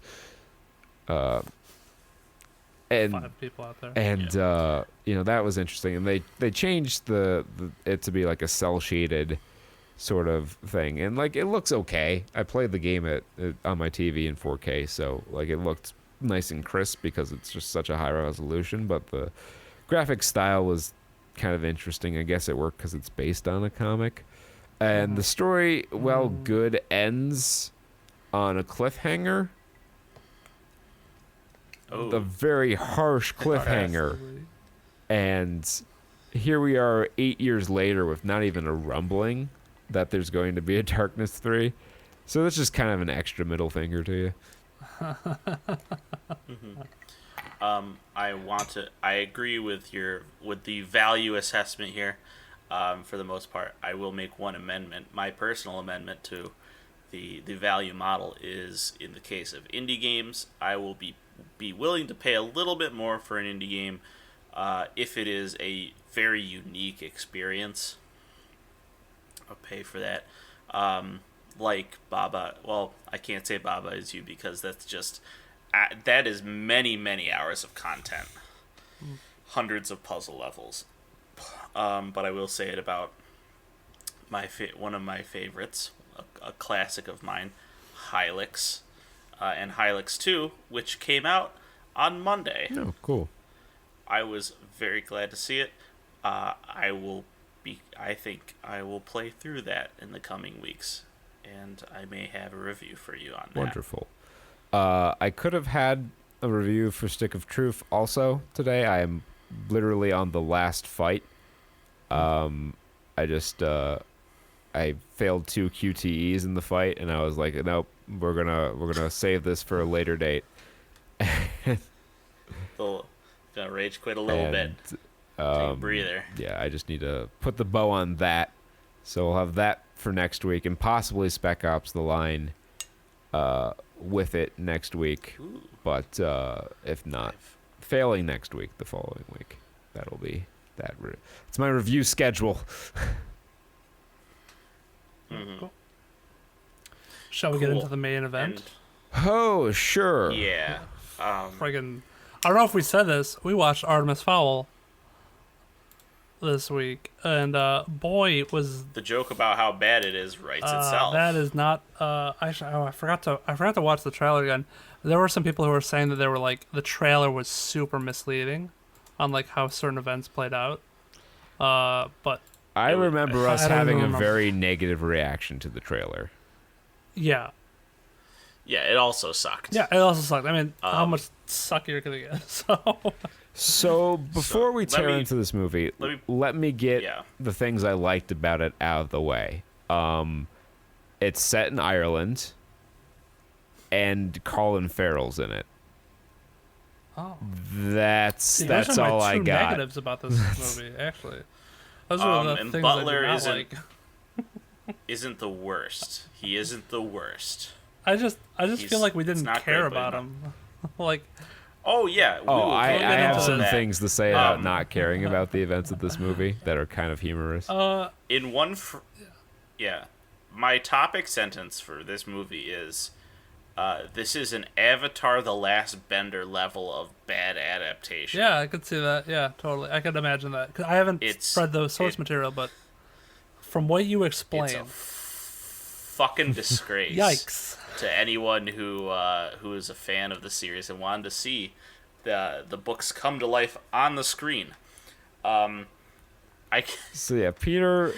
It's so amazing how far this diverges from the books. If I had given you guys word ahead of time, I almost wanted to structure this review as I go over the synopsis of the book, and then we all laugh at how nothing, like, it's only tangentially related. Okay, so that's interesting, because Peter is the guy amongst us who has actually read Artemis Fowl novels. I'm a little familiar with the premise, but I've never read a book, and just even divorcing it from any sort of source material, it fails completely as a movie. I mean, yeah. Yeah, for somebody who isn't thinking anything about the source material, nothing about the books, nothing about how it relates to it, just as a general movie idea, it's contrived, it's bland. The characters it's trite. It's trite. It's all the fucking cunty words you can think of, just all of them, just all wrapped up into one little package of.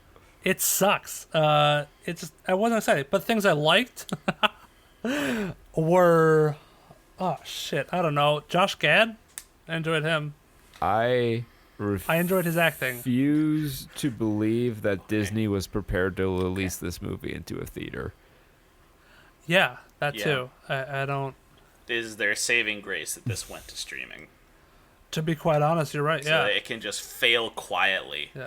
In a fucking queue somewhere. Because I feel like if this came out, how does this make money? I don't know how this makes money. On the name. It bolsters the library of Disney's. It bolsters the Disney library for their streaming service, so that they have more titles they can talk about. Makes your subscription worth more to you. Even though it's... Do you know how much budget this had? $125 million. That's impossible. That CGI was not finished. Yeah, it's also worth noting that this movie has been in development for more than a decade, because when the first book came out, maybe when the second book came out, there was a blurb at the end talking about a movie deal, and there was a contest in the book where if you deciphered the code in Gnomish, there were sentences at the bottom of each page of the book, and if you deciphered the code, you could enter into a lottery to become an extra in the Artemis Fowl I hope they honor that. Coming out soon. I hope they honor that for this movie. That may be how they got their lead actor. That seems impossible, because he was 6? It's true. Yeah, so I guess we could get into spoilers. Just suffice it to say, this movie is bad. This movie is very bad. This may be the worst movie I've seen this year, and that's a year that includes seeing Doom Annihilation. So, it's... I would say it's not awful boring bad. Not entirely. Hold up. If you're a fan of bad movies, and you're like schlock garbage, this isn't my first pick by far, but it's also not my last. I've seen worse bad movies, but I've also seen a lot better bad movies. So this is a middling, awful movie adaptation. Watch it if you're a fan, just so you can just see your dreams get flushed down the fucking toilet and just be baffled for an hour and a half. I drank I finished off a bottle of gin to this movie. I believe it. Okay, so now that we're into spoilers, let me tell you guys a story about why this movie had no emotional resonance with me. And I don't know, I need to know from you guys if either of you also had this thought, or this was just a case of me not really getting invested at all or caring.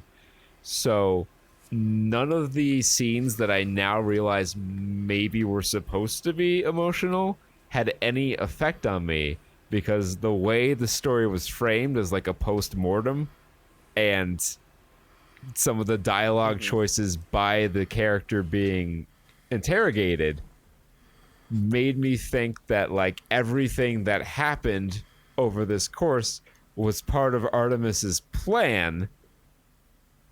So like nothing, because they made it seem like he had everything planned out. So like all these events to me had no emotional stakes, because I'm like, they're just going to do the reveal at the end that it was all part of his plan.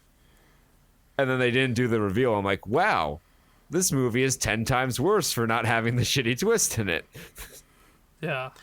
I think my headcanon is this is just Mulch Diggums being really bad at remembering his story.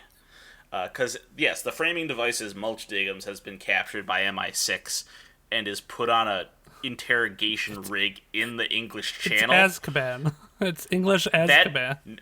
None of that happens, to my knowledge. It's human Azkaban.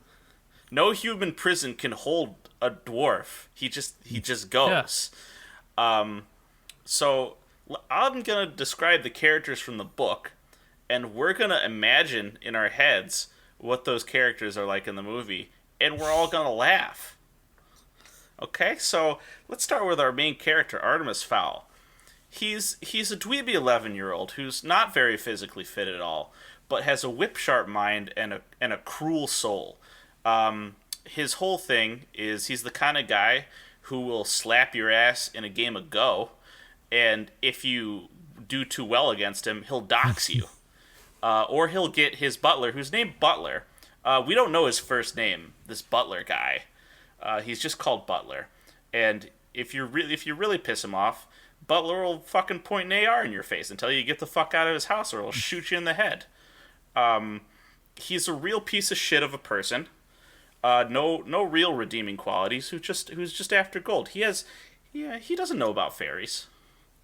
He learns about him in the course of the movie. Wait, these are the book characters? That's book okay. Artemis Fowl.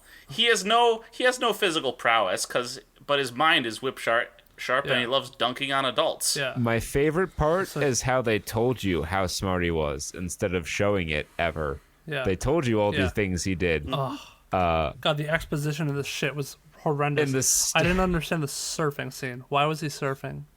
Was there any surfing in the book? Because why is he so good at surfing? He has no physical aptitude. But he surfs really well. He gets winded in one scene walking up a ladder. Oh. Rough. He's like anemic. Well. But he's whip smart, and he loves taking down any adult who thinks they're hot shit by a peg. Like he's that kind of kid. Yeah.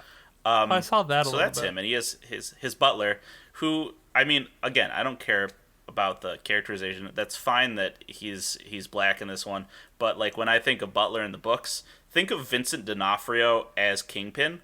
That's what I think Butler looks. That's how I picture him in my head in the books. Okay. Yeah. And we'll talk about Opal Cowboy. She's a character that appears in the second book. She's not in the first book. Bold She's move. a villain who she's rich and she wants to take over the world, and there's a whole plot there where she wants to infiltrate human society by she's going to get a pituitary gland input into her head so she grows up like a normal person. And she's going to mesmerize world leaders and pretend to be their daughter, and then political machinations is she a fairy? World. Or yes, right. There were fairies. She's right. If I remember correctly, she's kind of like a fairy Elon Musk, like a rich industrialist. Okay, so not an evil mastermind, evil mastermind, but I guess not this I don't know, this dubious, shadowy thug figure who has ice Did magic you guys or whatever. Like the part at the end of the movie where he says, "I'm Artemis Fowl and I'm a criminal mastermind," despite doing not one criminal thing in the entire movie. Yeah, I really like that. Yeah, it's really shitty. I don't know what was criminal. Remember the most criminal thing he could have done was steal the acorn, the magical acorn MacGuffin, but he gave it to the elves. I think he should have given like a fake to them or some shit. That would have been criminal. So, in the book, the Arcalet, right? I forget how to pronounce didn't it. care enough. Acorn MacGuffin. Yeah, the magic acorn. The magical acorn is a doesn't exist. It's a does not exist. It's a myth. Artemis kidnaps the fairy for money. Extortion. Because he likes money. Turns out. And he wants to save his mother, who is definitely not dead, because his father is presumed dead, and she's gone insane. So he wants fairy magic to cure his mother. Okay, so they just took the story and then put that in the garbage. So they took some character names and then put them in a different movie. Yeah. Yeah. Okay. And finally, we'll get to Holly. So Holly, she's a young cop with a chip on her shoulder. She's good at her job. She's not scared at all. She's a very brave and she's got shit going. And it's good for her because she's the first female in the all-male LEP Recon division. And she's trying to fight against the system of her all-male fairy compatriots, including Commander Root, who's definitely a dude. That's amazing. And is not Judi Dench. That's amazing. Is that like that you topic? Know, it's a pertinent. Would have been amazing in this day's society. And that's amazing right. for it. But they took that and they put it back in the garbage. Well, maybe that's not such a bad thing, because we all know how well Captain Marvel walked that line. Yeah, but if they could have done it. But the book did well. a good job with it. She genuinely is. I'm sure that the character book written by an actual author who had to go through editors and publishers to get the story out there. I'm sure that was handled well. But do you really trust a Hollywood screenwriter to tactfully tell that? 100%, always. At least somewhat. Yeah. So Commander Root, just think of Ron Swanson, but as a fairy and a little angrier. That's kind of Commander Root. Okay. So, let's talk about the plot now. Now that we know that these characters are 100% accurate to the books.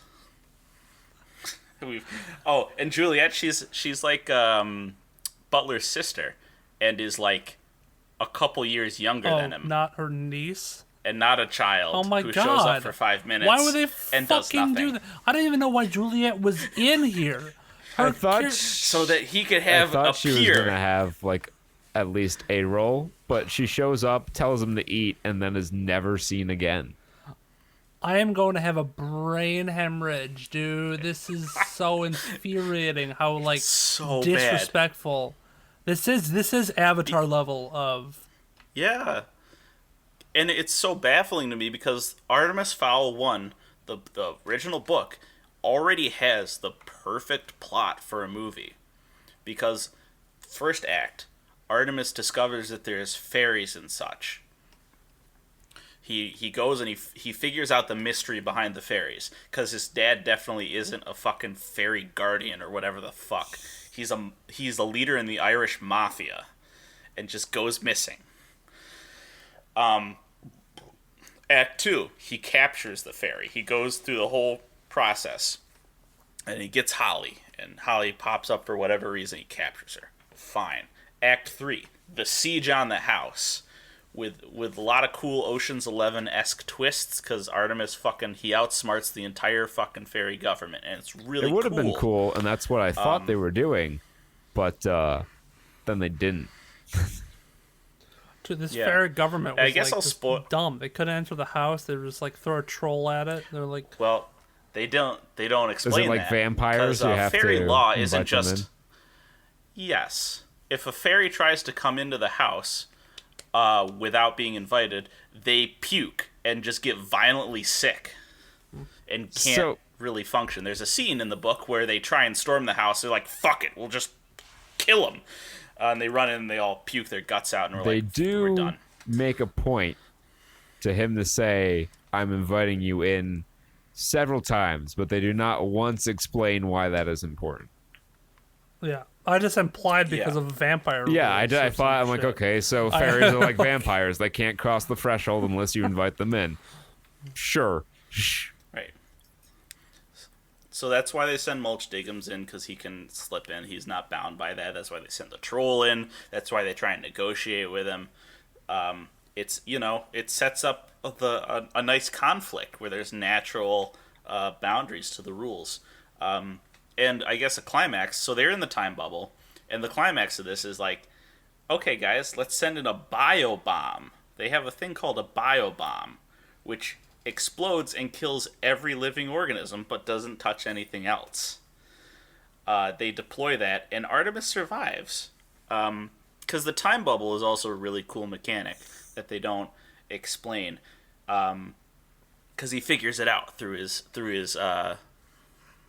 his knowledge of his learning of the fairies and his research. Yeah, because it turns out Santa was a fairy, and he's like, how did Santa deliver all his presents to everyone in one night?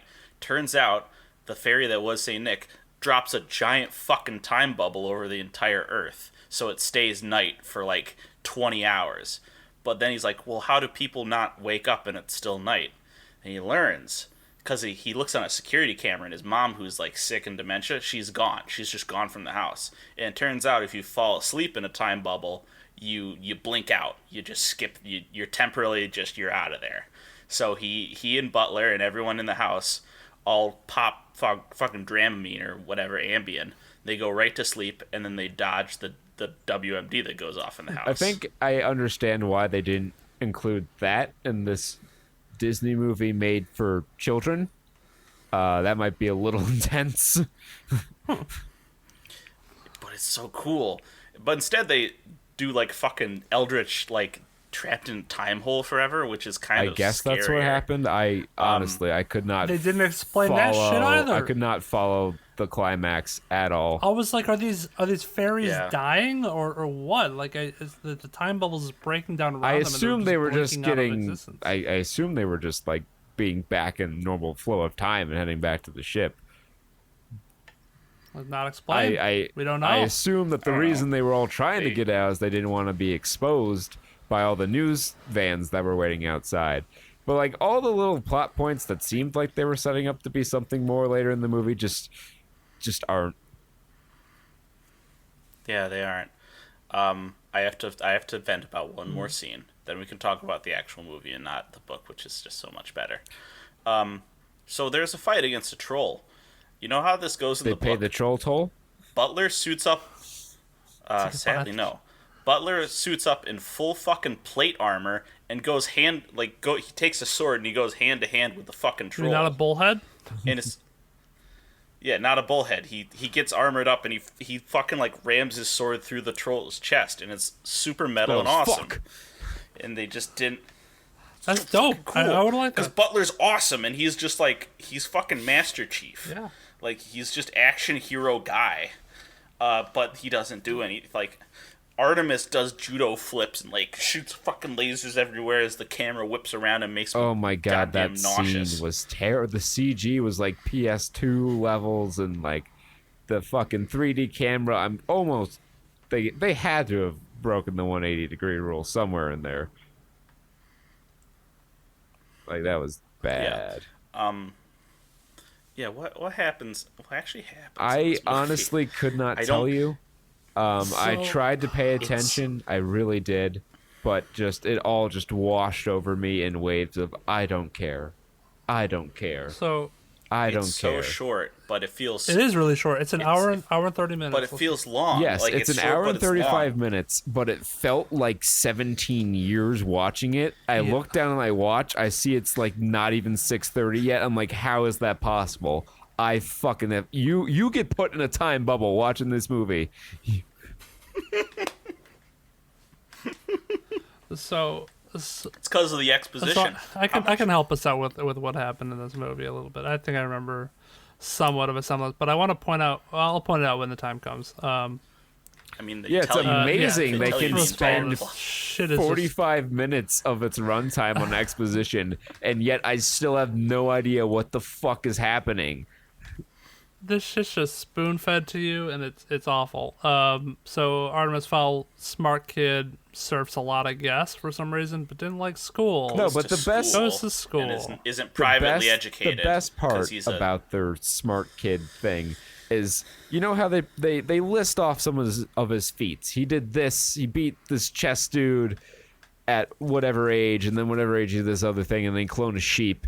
And instead of like showing you clips of this to, you know, show don't tell, or even doing it with a narrator, which is a less effective device, what they do is they have the actor stand in front of a PowerPoint presentation and change the image 3 times.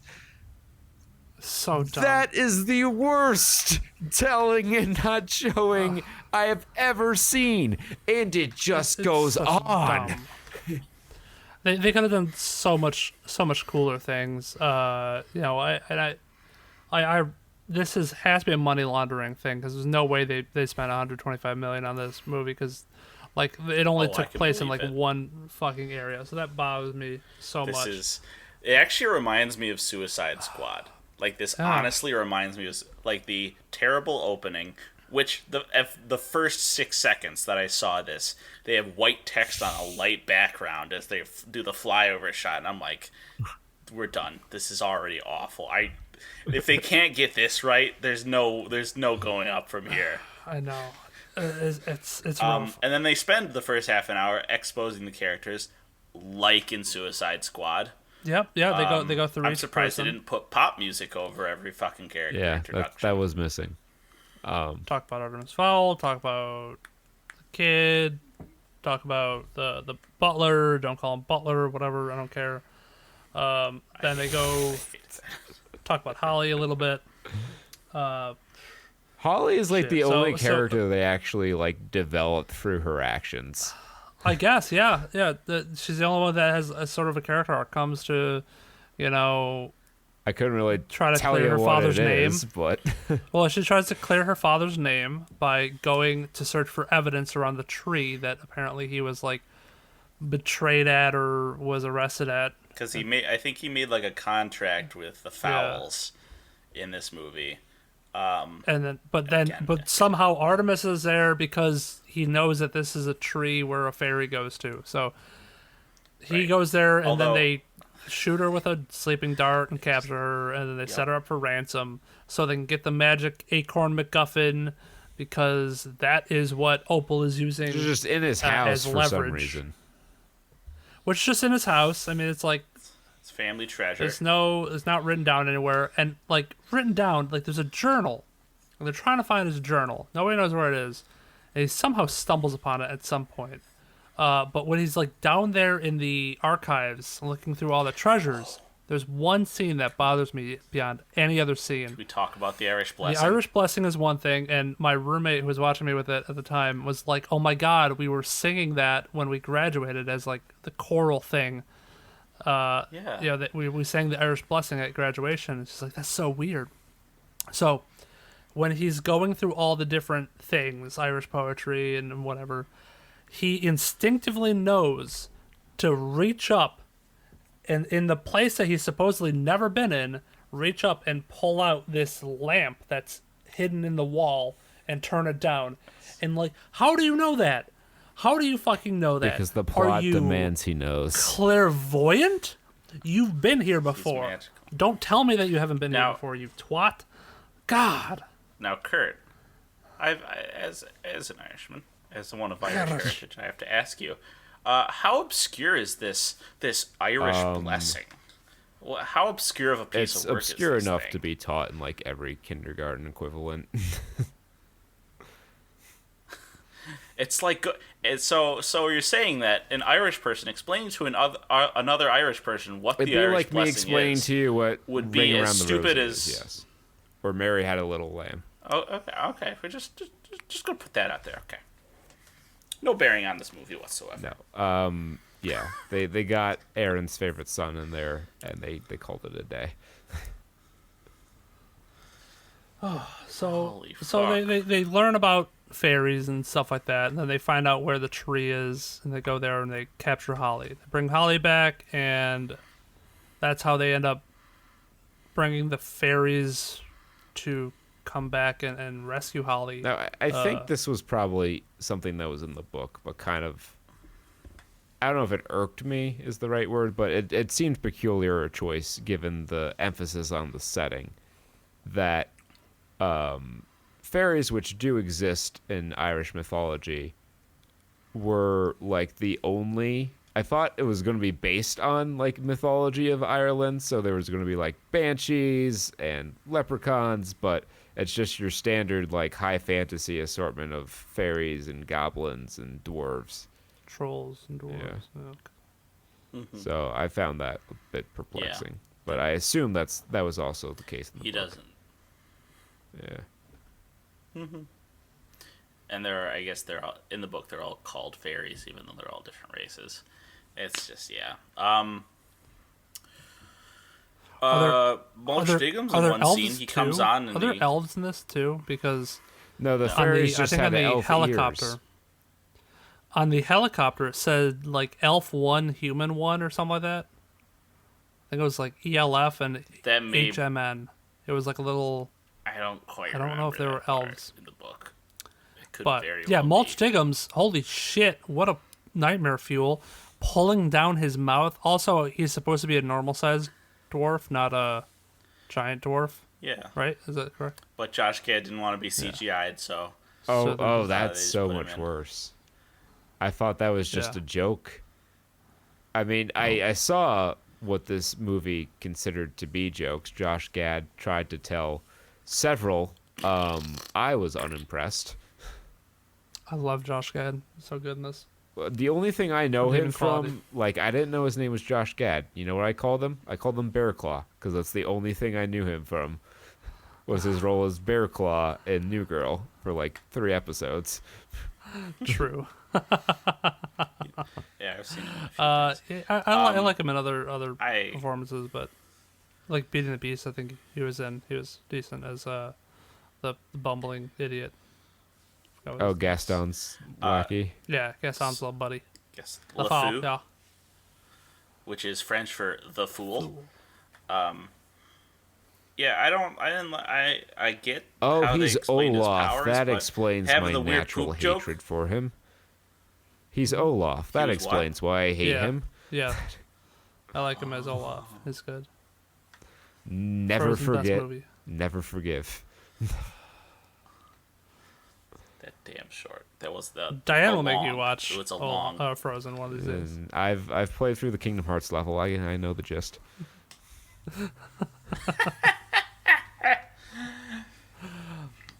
Kingdom Hearts level based on Frozen was better than The Kingdom Hearts level based on Frozen was basically Frozen with some Kingdom Hearts characters like lazily inserted into. Yeah. So, yeah, then the movie ends with he rescues his father from Opal because he warps him out of there. This is gonna die. And she screams, and I think early on in the movie, I think her lips were desynced with her audio. That could have been a streaming issue. Like she was just babbling, and then they put some sound over it. But the movie ends in a really non-climax. It's really kind of sad. Yeah. I mean, the troll was the main climax. The best thing I can say from this is this should inspire people. Like, bad reviews of this movie should inspire people to read the book. I might go back and read the book because it's an easy read. It's a good young adult fiction. Yeah. And it's worth it. It's not gonna strain I you. agree. Just read through it and be like, "Oh, cool." I just want to point out one last thing. Artemis